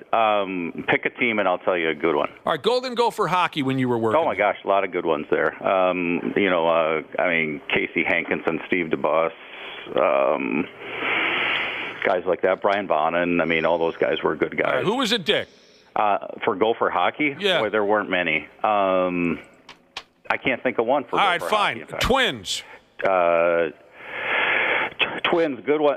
Torrey Hunter was awesome. Obviously, guys like that, Justin Morneau, Joe Mauer, people you would think that are good people. All right, dicks. People. Oh boy. Remember when we traded for Brett Boone? Yes. Oh my gosh, Yes. he was the biggest Richard ever. Oh my gosh, what a tool that guy was. Anyway, we only had him for like a month and a half. Yeah, he was not a happy guy. Oh no, he took it out on the PR guy. Oh, he took it out on everybody. All right, Timberwolves. Who were nice and who were the jerks? And you're going to say you love Jimmy Butler. No, I'm not going to, because it's been well documented that I defend Jimmy Butler. So I will tell you a good story about one guy we had for a couple of years, Jamal Crawford. Oh, yeah, he's wonderful. Jamal Crawford got everybody on the PR staff a $1,000 gift card for Christmas one year. What? Dude. So when stuff like that happens, I don't know if anybody has ever taken care of Sickman like that, probably not. But that's pretty awesome. The biggest dick, I would say, was probably, remember Chase Budinger? Yeah. Why was he that way? He just thought he was better than anybody else he ever talked to. That surprises me. He didn't have time for us. He didn't have time to engage in small talk or anything. He's a big time beach volleyball player now. I was going to predict you were going to say Johnny Flynn. No. Thanks for being honest with us, Brad. Yeah. Marcus Foligno, who is your all-time favorite? We were talking about baseball and basketball. All-time favorite baseball player, all-time favorite basketball player. If you have one. Did we lose Marcus? Oh, I think we must have. Still on the line. Marcus had something happen. We're just about ready to... He jumped in the He took offense to my answers. It could be. Well, we'll get him back I think everyone knows, like in your group of friends, a lot of ball busting probably, but there's always the one guy that doesn't know how to do it, and he's just a jerk and not funny. Oh, those are the worst. And they're usually the most relentless, I've noticed. Very true. They just don't quite have the delivery and the tact that you need to be a good ball buster. They think they're doing it right. Oh, yeah, they think they're the best at it. They think they're knocking it out of the park, but they're just being obnoxious a-holes. Yeah, they're just offensive and stupid. You either have it or you don't. I agree. You either have it or you don't. Wapple's over there on the telephone trying to get Marcus back on the line ski. Imagination. Oh, hi, Zach. Imagination. Zachy, singing to us now. Are you back, Marcus Foligno? Man, right when we were about to get a good answer here, you got cut off. A lot of that. And Brad was very honest about it. Yeah, something happened with the telephone line. So we were talking baseball and basketball. Do you follow both of those sports closely enough, Marcus Foligno, to have an all-time favorite baseball player and an all-time favorite basketball player? My all-time favorite baseball player, we lived in Colorado for a bit, so I was a big Larry Walker fan. Oh, good answer. Red bat. Well, dark red bat. That was the guy I always kind of grew up idolizing in that sense. Basketball. Are you trying to think of the Canadian players? Yeah, that's a good one. You picked my brain. I was going to go with Steve Nash. Nash. Funny dude. No, you know what? I don't know. The thing about the Toronto Raptors back home, it's always been Vince Carter, right? Oh, man. That's been like the biggest thing. Like a Toronto Raptors jersey, everyone has it. It's always Carter on the back of it, the old purple, the dinosaur one jersey. So, that's basketball. Not so much, but baseball. There's a couple guys that I remember watching. Those are pretty good answers. Larry Walker is one of my favorites. Larry Walker was a pimp. Those are pretty good answers, Marcus Foligno. And Vince Carter, he was a riot to watch. Steve Nash, you mentioned. You remember when he was interviewed by Ali G? Yeah. The comic Ali G. And Ali G pretended he couldn't understand what Steve Nash was saying because Steve Nash was speaking Canadian. Steve Nash, I don't know if he's as active anymore. I haven't followed That's all the time. Steve Nash was pretty active on social media, and he made a ton of funny videos. He's a really funny guy. Oh, speaking of funny videos, Marcus Foligno, someone showed us a funny video you guys made the other day for one of your television commercials, the whole it's not weird, it's wild slogan that they got going on television. They showed us a video you guys made about what the team does with the hats after a hat trick. That came off very funny. Yeah, it was pretty good. The guys did a pretty good job. That was one of the funnier ones. We went in there trying to hurry it up, but it got pretty comical because we had the Russian Marat Kusadinov trying to pronounce, what is this? And it just kind of kept coming out, what is this? And we didn't know what the hell it was saying, so it was just retake after retake after retake. So it was pretty comical in there. I think he had a little bit more of what he said in there, but they had to take it out because the English was no good. Yeah, it can be a struggle. Whenever someone gets a hat trick, they collect the hats that are on the ice. We get the leftovers. It's pretty sweet. It's one of the perks about being in the National League. Hey, as I like to say, 3 for them, 1 for me. There's no way that was in there. Yeah, I brought this one from home. All right, so It is super cute, and it's also up on 93x.com if you want to see it. Check it out on our website. They did a good job. The media team for the Wild is killing it lately. So They are so good. Oh, they are very good. They got some great ads going around. All the local teams are good. Yeah, you don't have to be a hat guy because you got that gorgeous head of hair. You don't have, or are you a hat guy when when you're just casually cruising around town? No, I don't really like to wear hats, honestly. But right now you're just wearing the hat for how cold it is, the toque. Sure. The beanie, whatever you guys want to call it, but it's most of the time. No, I just try to style the flow and let it go. God, if we're nice enough to you, would you bring us that bucket of hats after a game where there's a hat trick? I mean, because I'd like to go through them and see if there's any keepers in there. Some good ones in there. Yeah, hats are expensive these days. You always find like a nice old one, like something like real retro North Stars type era. So it's pretty cool. Some people have some really, really interesting hats. Yeah, I was always, of course, I've been to quite a few NHL games where someone has registered a hat trick, and I always kept mine on my head. I'm very protective of my hats. I don't want to get. Yeah. I become very bonded with my hat, so I'm not the kind of guy that's going to chuck it out. And we also were talking a little bit of football. How'd your fantasy football team turn out this year, Marcus? Not bad. We went to the semifinals this year. I believe Brock Faber won our fantasy league, which I don't know how he did it. I think he got lucky, but it was good. My team was good. I had the whole Christian McCaffrey debacle on my team, so kept him, put him in, then just said, okay, that's it. And he would have put me over the top for sure. Do you guys do anything fun or interesting for the team that finishes in last place? You hear these stories about how some leagues make a guy go sit at McDonald's for 24 hours or whatever. That was talked about, but we actually just made whoever comes last has to double their pay. So you got to pay twice. That sucks. That sucks. So it makes that way no one just says, screw it, I'm out. After week 7 or whatever, and they got to keep going. They're not making terrible trades and stuff. So puts a little bit more, puts their wallet on the line, and it hurts them a little bit. So you guys probably play for a little bit higher stakes than us common folks too. So I'm guessing that was a pretty hefty bill. I believe Jake Middleton was the last place this year. So that was great. No. Yeah, that was great to see. That felt good when Jake Middleton really an awesome feeling. Yeah. I think he was promoting how good his team was early in the season, and just went. I think he rattled off like 8 losses in a row, and it was awesome. That hurts. It was, we do that, but I've seen those things where they make their buddy go play like a round of a golf in some funny attire like that. That's pretty good. I like those ideas more than making you pay, but there's some good ones out there. Oh, God, there's been so many that we've talked about. The dude who had to sit in a pancake house for 24 hours, and I don't know. The guy who had to take a sex doll on a date is just... Oh, man. The guys who have to wear the sandwich boards and walk around town that say, I suck ass at fantasy football and things like that. They'll make a fool out of you for sure. So are you like the rest of us? Are you like the rest of us? Everyone in their right mind, every sane person, cannot stand the thought of the Kansas City Chiefs reaching another Super Bowl. Tell us you're on board with that, Marcus Foligno. Yeah, I am. And because Minnesota Vikings are obviously now out of it. And, yeah, I'm a Bills guy, so I need my Bills to be able to pass this Patrick Mahomes, Travis Kelce duo here soon. So I'm pulling for them. And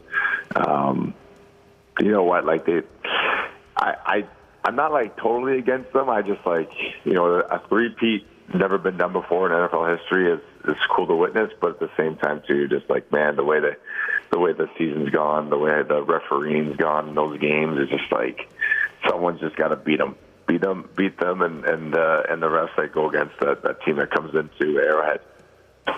You know, I'm sorry I forgot. I forgot what it sounds like to have a legitimate Buffalo Bills fan on the radio. I had forgotten, of course, about your background. Of course you're a Buffalo Bills guy. Dana, this is what a legitimate Buffalo Bills fan sounds like. That's true. I don't want to have any plastic tables around me today, but we'll be smashing through them soon. Yeah, I had forgotten. But, no. Yeah, we got to – I don't know. It'd be nice to see Josh Allen, you know, get to the Super Bowl. Absolutely. And you had a hell of a night in Nashville the other night, didn't you? Christ, you guys were busy right from the get-go. We knew you would be. Yeah, you know what? It was good trying to answer that dirty player that took out Spurgeon, and then decided to add some more fireworks with me and Hartman. So it was good. It was a good game. I mean, we just didn't really get to it after. We had a good start, and it seemed to kind of hurt ourselves, but I was more proud of the guys the way we responded in Colorado, you know, 2 days later, which was a big game. Mm-hmm. Could have been a different standings outlook today if we didn't win that one, and it was good. We walked into Colorado, which is a tough place to play, going against McKinnon and all those guys, and you know, we really smothered them and played a really hard, gritty style of game in their rink. There you go. Yeah, that was a nice win in Colorado. Brad Ryder, now listeners want to know your favorite and least favorite television personalities. Because obviously you've got some very direct opinions about things. Well, yeah, I mean, you put me on the spot, so I'm going to tell you what I think. Well, then answer your favorite and least favorite television personality. I can't do that. That's another show. We'll do that some other time. On a podcast? You need to give me time to think about that. Randy is obviously my most favorite. That is nonsense. Oh, gosh. Yeah, That's mine nice too. of you. Yeah. That was painful for you to even say, wasn't it? Yeah. All right, Marcus. Next up. You know what my worst one is, though?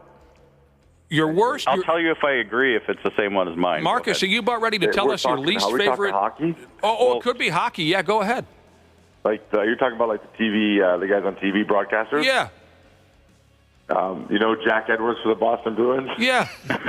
Oh, that guy is unbelievable. I have to change. I have to change it when I hear that guy on there. I was like, oh man. What don't you like about Jack? Oh, he's just the biggest homer. Like I don't know if you ever watched. Even there's just like the things he says about other guys, but at the same time too, if there's a fight and it's a Boston Bruins guy versus whoever, it sounds like the Boston Bruins guy is beating up the guy with 10 other Boston Bruins guys that are beating him up. It's like maybe one punch landed. Like it's crazy. If you're listening to this guy on the radio, oh my God. So he oversells everything. Yeah. If you're talking about people who you turn down the volume when you hear them, I've got one. Gus Johnson. I'm sorry. Oh my gosh. Brad doesn't like Gus Johnson. You know what, Marcus? I'm going to pay closer attention to Jack Edwards. I know who you're talking about. I do run into him now and again, but I can understand your annoyance with such a thing. You could just go on YouTube and just do the Jack Edwards highlights, and you'll hear it, and then you'll just immediately press pause after about a minute and a half, and you'll say, "I'm good." The guys who overdo it, oversell it, get on my nerves a little bit. I mean, everyone's got a job to do. I'm not trying to, knock everybody down. But, I mean, when they overdo it, I get a little annoyed. I'll check him out. I will. I'll check him out. Well, there's being a homer, then there's Jack. Okay. Takes it to a whole nother level. You know, I'm all for the broadcast being homers. I think it's great. I think it's what you need. You don't want, you know, there's one thing about being a broadcaster and you're piping up the other team that's coming in and then, you know, but this is another level. It's crazy. All right. Some of the things that come out of his mouth, it's like, oh my gosh. We're on board, baby. But, yeah, take a listen. There's a lot on YouTube. Tomorrow night, you boys play somebody. Fill me in. I forgot. You guys, Utah. Utah, the hockey club. That's right. I was about to say what their last name, whatever their mascot is, but I don't even know. So it's the Utah Hockey Club. Yeah, the hockey club is in town tomorrow. Utah Mammoth or whatever they might be. They're Yetis. We've heard all kinds of things, Yetis and whatnot. I don't know. Yeah. They can't be the Kraken. That genius idea was already taken. So. Friggin' just the worst friggin' thing. Anyway, and then Saturday is Hockey Day, and you got a game against Calgary, a big celebration here. Everyone will be watching on television. Thanks very much, Marcus. Hey, thanks, guys. You betcha. You have a good one, too. God dang. We came off like Don Cherry, Jack Edwards, Barry Melrose. That was a lot of hockey there, everybody. Everyone hung in there just fine. Even you, Randy. Even an Iowegian hung in there with all that hockey. Very entertaining. And if they ask you to, I'd love it if they asked you to drop a ceremonial puck this weekend at Hockey Day, and you go out there in your little penny loafers and just slip and land right on your ass bone or something like that. Oh man, I haven't worn penny loafers in forever. What do you wear nowadays? Dock shoes? Tennis shoes, baby. Tennis shoes. All right. New Balance. Yeah, whatever the old timers are wearing these days. Extra thick sole New Balance. Exactly. Yep. Brad and Randy, thanks very much, you guys. There's a douchiness to them. The 93X Half-Assed Morning Show. Dana here for Standard Heating and Air Conditioning. We all know January is one of the coldest months of the year, and not that cheery, fun kind of Christmas cold. Nah, just the dark, dank January cold. Standard Heating and Air Conditioning is well aware of this, and that's why they're offering $40 off a furnace tune-up to keep you warm during the Minnesota cold. The last thing you want is to be huddled around an iffy space heater you bought from some shady targeted ad. Oh, and how about this? Standard Heating and Air Conditioning has now been helping Minnesotans for over 95 years. So book your appointment now at standardheating.com. That's standardheating.com. This episode is brought to you by Progressive Insurance. You chose to hit play on this podcast today. Smart choice. Progressive loves to help people make smart choices. That's why they offer a tool called Auto Quote Explorer that allows you to compare your Progressive car insurance quote with rates from other companies. So you save time on the research and can enjoy savings when you choose the best rate for you. Give it a try after this episode at Progressive.com. Progressive Casualty Insurance Company and Affiliates. Not available in all states or situations. Prices vary based on how you buy. Are you ready for football? Let's go. Truly ready for football? Yes. Are you screaming for football? What the hell is happening? Dreaming for football. Good times. Eating, sleeping, crafting, parenting, naming your pets, and preparing for football. That sort of stuff happening? Oh my goodness. Are you dancing, jonesing, Mahomesing for football? That's what I'm looking forward to seeing. Good. Then you are ready for football. With the Rich Eisen Show podcast. They're ready. Follow and listen on your favorite platform. The 93X Half-Assed Morning Show. All right, let's get back at it. Welcome to the Half-Assed Morning Show. It is 8:32. Wednesday or Thursday, I can't quite remember. Wednesday. I got to get back into character here. We're back on the air live, right? Mm-hmm. Yep. We had a conversation a few minutes ago with a member of the Minnesota Wild, Marcus Foligno. We talk to him every other Wednesday here on the program. We talked about this, we talked about that. One of the conversations we had was about the NFL. He's a fan, he plays fantasy football. And he was asked, on the Man Bear Pigs Fantasy Football, in the Man Bear Pigs Fantasy Football League, Foligno's in there. He said Brock Faber won it this year. Someone asked him if there's a punishment for the last place finisher. He said there was some kind of payout. There was some money that changes hands. Got a great idea from a listener for how the Pigs should handle their fantasy football punishments. Check this out, Josh. Listener says a great fantasy football punishment for the Wild would be the last place player has to walk every floor of the Mall of America in their own jersey. Oh, wouldn't that be awesome? Oh, my gosh. That would be a pure nightmare. That'd be great. And if they're carrying a stick, even better. Yeah. Even doing that without having a jersey on sucks. Well, mall walk? Yeah. My that's wife my wife loves to mall walk. That's a long my parents just walk. took offense to that, Ashley. that would be so friggin' perfect if, let's say, Foligno finishes last in fantasy football. He's got to put his own sweater on and walk the Mall of America, let's say for 2 hours or something like that. Even more funny, Josh, if he has a stick in hand that he's dragging along with him, because people are going to say, what a douchebag. Yeah. Who the hell shows up wearing their own friggin' jersey? That's brilliant. He's got the gloves on and everything, too. That is brilliant. Just wanted to throw that your way real quick because I found it just that clever. All right. Josh, light of my life, chicks. Chicks dig me, right? You love chicks. Do they dig me? Of course they do. See, I think you tell me that to make me feel better because I think chicks dig you. No. That is not true at all. I never get hit on. You do, on the other hand. But you're right. I love chicks. You love them. Yeah. Someone posed this question to straight men online, all right? This is the question. If you walked into a room with 1,000 single women around your age, how many of them do you think would be attracted to you?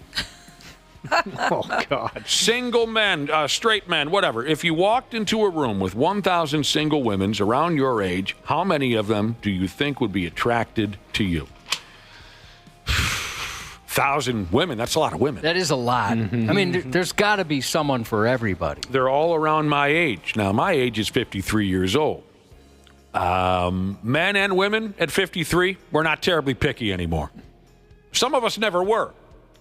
But generally speaking, 53 years old in that wheelhouse, we're not terribly picky anymore. So that helps at least my attempt at a number here as to how many women do I think would be attracted to me out of 1,000. Anyone else have any thoughts on it? I can give you what single men had for their answer here with this question. But first, I'd like to hear from the rest of you.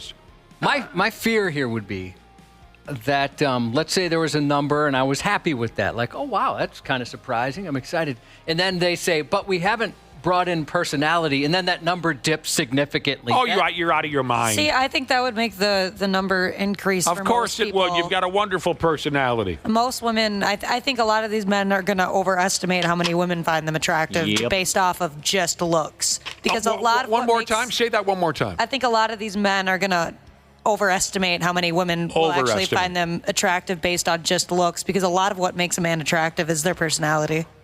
Women are more picky in general than men. Yeah. You picked Echoing what you said. Yeah. 100%. I totally agree with that. You pick them up, you dropped them, Jesus, said, okay, real quick, how many of them are blind? Oh, now, we're assuming all of them have the power of sight. 20/20. Let's say they all have 20/20 vision. How many of them are in a rut? So here's the deal. Again, the question is, if you walked into a room with 1,000 single women, this is just directed at men. I mean, I guess we can go the other way with it. We could very quickly and easily get through the other side of the coin. If a single woman walks into a room with 1,000 single men right around her age, the answer is every damn one of them. 1,000. Yes, If every they've damn got one. boobs and a butt, if they breathe, if their heart works, yeah. Don't even need boobs and a butt. Just one or the other is fine. And it doesn't matter where it is. Put the boobs where the butt is, the butt where the boobs are. We'll take it. So that's obviously we know it's a completely different story if it's a single woman walking into a room with 1,000 men. For the dudes walking into a room full of women, how many of them do you think would be attracted to you? The highest answer, in general, Ashley, men didn't come off as the cocky douchebags that we all know them to be. Really? In this particular study, whoa, there wasn't a lot of confidence from the men. I was kind of surprised to read it too. The highest number, only 15% of men said 100 to 200 of them. Are you following this now? Wow. Yeah. So that's higher than I would have went. But there's 1,000 women. Yeah, I know. Yeah.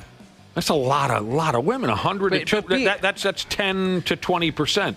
I don't think that's being too cocky by saying 10 to 20%. The percentage sounds better than just the amount of women, you know. Yeah. Yeah, definitely. I was gonna go 15 would probably like me. So the But most. I mean, you think about you go to the X and it's a sold out Wild game, right? Okay. And let's say half of them are women. So what? Like 9,000 women then? Sure. So you're saying I can't do 900 to 1,000 women are attracted to you? Oh, that's a really It just seems high. That's probably not true. You know how I am with numbers. This is very Did difficult I screw for up me. that math? I think I'm close. I wouldn't be able to tell you. Right? I think that's 100 to 200. Okay. 100 to 200 out of 1,000. I don't think that's being too cocky. I don't. Next, there was a group of men that thought, 75 to 99. Next up, there was a group of men who said between 26 and 74. The most common answer was men saying, between 1 and 25 women out of 1,000 would be attracted to me. So I'm right there. The dudes did not come off overly confident, in my opinion. That surprises me. Yeah, that would make sense, about 1 to 25. Now, there was 14% of men who said they'd be fawned over. Are those the Marcus Folignos of the world? Where that's just true. They're right, like a Marcus Foligno or something like that. I bet he's never had a problem. See, but those guys, the personality matters so much because they can't know they're that pretty. You got to just be pretty. Yeah, I hear you there. Yeah, the personality would make a huge difference. Yeah, if you know you're hot women. and you got the stuff, it's not the same. One listener wants to know, are any of these women from Rochester? Because he claims that the Rochester girls will take anything. Oh, I didn't know that. Poor Rochester. You and I did pretty well in Watertown. We did pretty good there. Pretty well? Are you kidding me? We nailed it in Watertown. Jesus Christ, it was like the Monkees on tour. I was Davy Jones and you were Peter Tork. Why do I have to be Peter Tork? Because Peter Tork was the lovable, innocent, funny one. Oh, I don't know, man. I don't want to be Peter Tork. No offense to Mr. Tork. If you're going to pick a fantasy, you want it to be different than You real can be life. Mickey Dolenz. Yeah, I'd rather be Mickey Dolenz. Fine. If you walked into a room with 1,000 single women, guys, around your age, how many of them do you think would be attracted to you? Go ahead, text us your answer if you'd like, 651-989-9393. But the most common answer was, between 1 and 25. It also depends if these women have empathy. I always find in guys, I try to find something that makes them, cute or attractive. Have you found that yet with your fiance? Because we don't see it. You try to find something cute or attractive about every guy. Yeah, go around the room. Are you comfortable telling each of us here live on the radio what you find cute and attractive about them? Yeah. Yeah, sure. A lot of, can it be personality based too? Or does it have to be strictly It could be anything. You said you try to find something. So It doesn't matter what it is. It could be looks. It could be whatever answer comes to mind. Okay. What do you find cute and or attractive about, let's start with the biggest long shot, Dana. What do you find, how hard did you have to think? Getting peppered over here. No, Dana's easy. That he is himself, unapologetically. I'll take that. You don't really that find goes that. the other way. You don't find that much in men. Well, now, wait a minute. I think Dana certainly is himself, but apologetically. I thought you were going to say for Dana his height. Oh, I've never really cared about that much. As long as they're like an inch taller than me, I'm good. Unapologetically paints a picture of a confident person. Dana's not always the most confident person. But anyway, you said he's himself. Yeah. And there you go. There, Dana, can you work with that? Yeah, I'll take that for sure. Mm-hmm. What about Wapple? Wapple. I'm trying to think of. She's taking a lot longer to answer for you, Waffle. Because I already figured out Nick and Josh's. I'm trying to think of when I first met you, Wapple, because I had like the biggest crush on you when I was 18, when I would listen to you guys on my way to school. Yeah, the first time you met me, your face was just pure red, and then your hands were so clammy when you shook my hand. And I told you I loved you. Why don't you allow Ashley to give you the compliments, you know? Yeah, really, yeah. So, I'd say your laugh. His laugh. I've always liked your laugh. The real one or the fake one? The real one. He likes the to classic stoner laugh. He does have a little bit of a... Wapple, that's probably not the first time a woman had to think about why she liked you. Oh, not at all. Okay, so his laugh. Yep. What about Cubby? Now, by the way, I know you're going to say the bulge, right? I hear that all the time. Oh, you can't say that. You're really smart. No, I'm not. Yeah, I think you're really smart. Well, you are smart. You're one of like the most, not to like be gushy, but you're probably one of the most intelligent people I know. So I wish you would have Hands said down. like my eyes or something physical, but that's very sweet of you to say. Inaccurate but sweet. Yeah, I think we were all hoping for something physical. Okay, wrap it up with the old timer on the program. You said you could find something cute and attractive about any guy. Your voice. My voice. Yep. Well, I guess it's better than just being smart. Yeah, that's what I said. Or having a stoner laugh. So if you had to say, Nick, like your life depends on it. My life depends on it. And you have to give an answer that you are confident would be the most likely to be accurate. What number would you say out of that 1,000 women? Okay, How so many are this is me walking into a room, 1,000 single women. They're all around my age. See, again, like I said earlier, that's a massive bonus. It does make a difference. It makes a huge difference. If these are 22-year-old girls. Right, we're out. Whose dad is that, right? Women around my age, 1,000 of them. I walk into the room.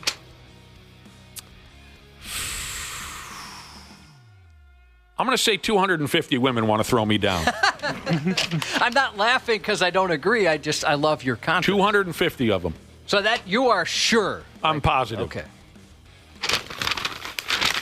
The fact that you don't have any like severe, well, I guess you do have a little bit of a heart problem, but you don't have any like absolutely awful health diseases or anything for somebody. Where like, in the hell are we going with for this? somebody that's older? Like I'm sure that is a woman in their 50s is like, all right, he's gonna live for at least the next 20 years. He's not that old. I mean, to her, we are old. Yeah, yes, to her, we're very old. I'm not addled, terribly addled physically. Yeah. You're not overweight either. You're good, I've normal not size. reached obesity just yet. But again, Hot Librarian Jesus agrees that your voice is very sexy. Well, this is just a wonderful moment here in my career. I'm saying 250 gals want to pin me out of 1,000. I think that's being modest, really.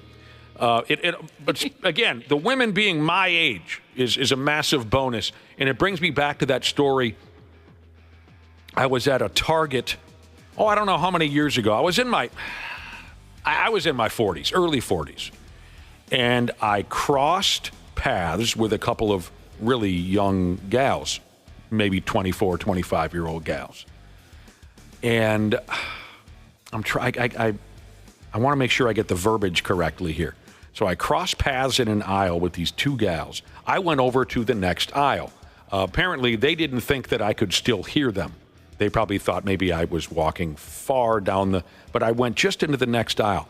And I heard the first gal say, God dang it, I can't remember the exact setup, but she said something like, I got it. The first gal said, that guy, did you check him out? Hot. Okay. Slight pause. The second gal says, yuck. Dang. Yeah. No, it was hilarious. It's like a roller. Big money, no whammies. Like a roller coaster ride. That's good stuff. You guys smell that? It smells bad out here, too. I'm starting to think this whole town smells like doo-doo. The 93X Half-Assed Morning Show. All right. Man, we got to get the F out.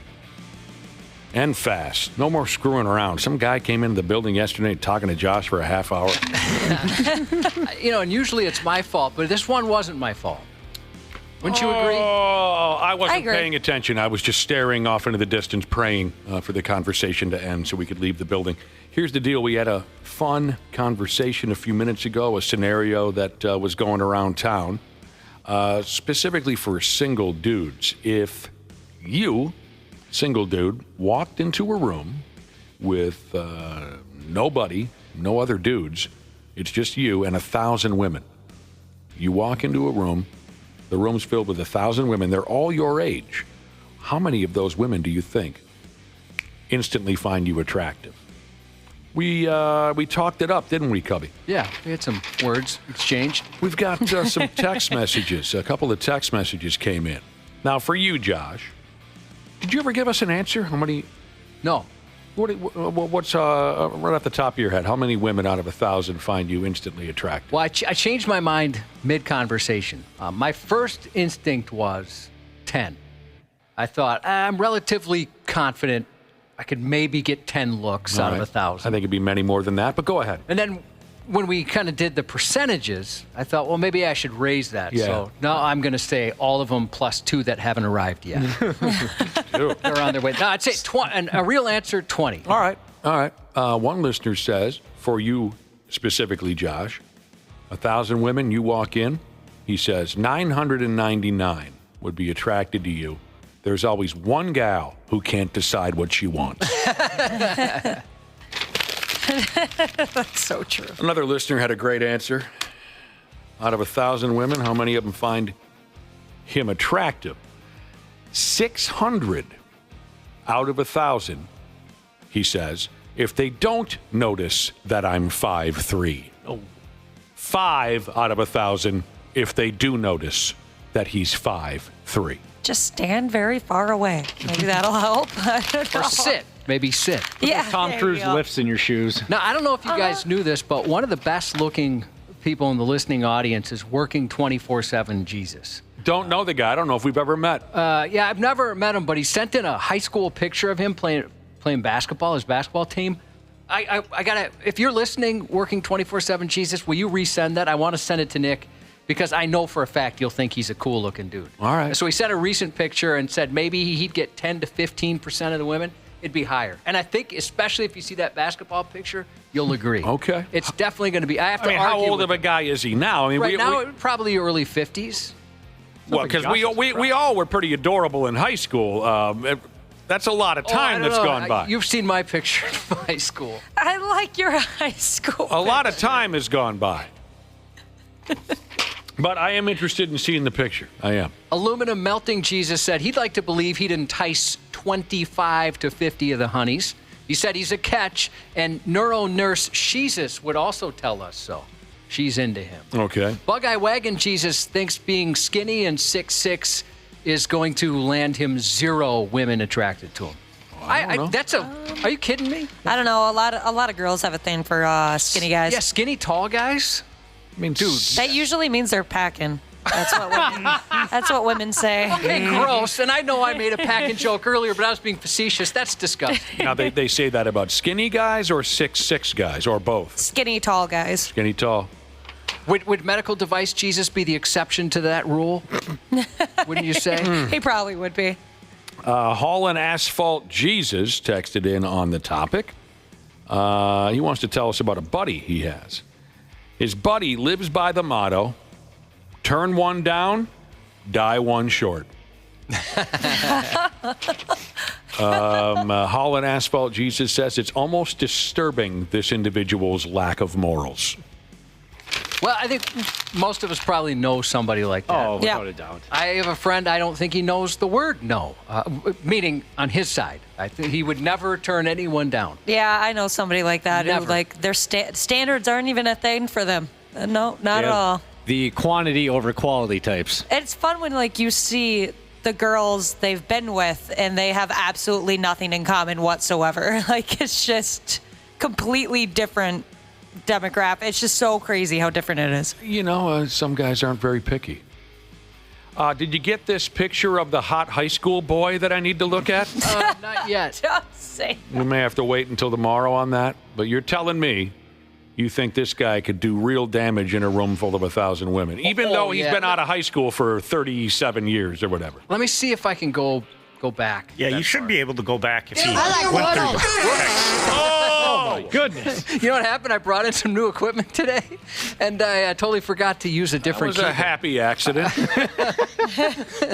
So if you type in the word work on my the wrong computer, I know for me, Nick, if I type it on the wrong computer, I get all those noises. Oh. Yeah. Okay. So that was an accident. Yeah. Whoopsies. Well, we got to go. We're going to have to. I mean, I don't know. I found the basketball picture. Oh, you did? Show it to Nick. All right.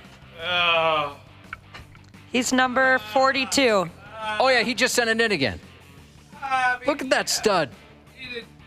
I got to be totally honest. He's an average-looking guy. Why did the shorts have to be so short? Because it was the friggin' mid-'80s. Yep. My Not short lordy. enough. Average-looking guy. Oh, What I are think he's way you above there. so whipped up about over there? Well, I guess maybe we're just attracted to different styles of men. That's got to be it. Yeah, we're just not into the same guy, which is good because then we'll never fight over the same guy. Yeah, he works 24/7. Jesus, I'm not trying to, start no thing, but I think you're just an average-looking guy. Now, if you and I walked into that bar together, we do some real damage. Imagine the damage that could be. Let's hook up. Let's get together. Let's see what plays out. Works 24/7, Jesus. But, I mean, boy, he's got to feel pretty good about himself after the way you fawned all over him this morning. I thought it was a universal opinion. I thought that it was kind of an obvious one. All right, we got to boot it out of here. Couple people turning 50 in the Brother and Sisterhood today. Happy 50th to kindergarten teacher Sheezus, as well as Big Dirty Ron. Happy birthday to Tom. Happy 12th to Aubrey. And before we hand things over to the very capable and manicured hands of our friend Lindsay, text HAND to 651-989-9393. HAND, H-A-N-D, for a chance to win tickets to the 9 Inch Nails Peel It Back Tour, Sunday, August 17th at the X, before you can even buy them. Tickets go on sale next Wednesday at noon. Again, the word is HAND, 651-989-9393. That's our Luther Bloomington Kia text line. Concert and ticket information at 93x.com. Good luck and have a wonderful Wednesday. The 93X Half-Assed Morning Show. 93X. The 93X Half-Assed Morning Show podcast is sponsored by Standard Heating and Air Conditioning. New episodes drop each weekday. If your podcast platform has ratings, go ahead and give us 5 stars and maybe give our enemies 1. Thanks, and here's a word from our sponsor. Dana here for Standard Heating and Air Conditioning. We all know January is one of the coldest months of the year, and not that cheery, fun kind of Christmas cold. Nah, just the dark, dank January cold. Standard Heating and Air Conditioning is well aware of this, and that's why they're offering $40 off a furnace tune-up to keep you warm during the Minnesota cold. The last thing you want is to be huddled around an iffy space heater you bought from some shady targeted ad. Oh, and how about this? Standard Heating and Air Conditioning has now been helping Minnesotans for over 95 years. So book your appointment now at standardheating.com. That's standardheating.com.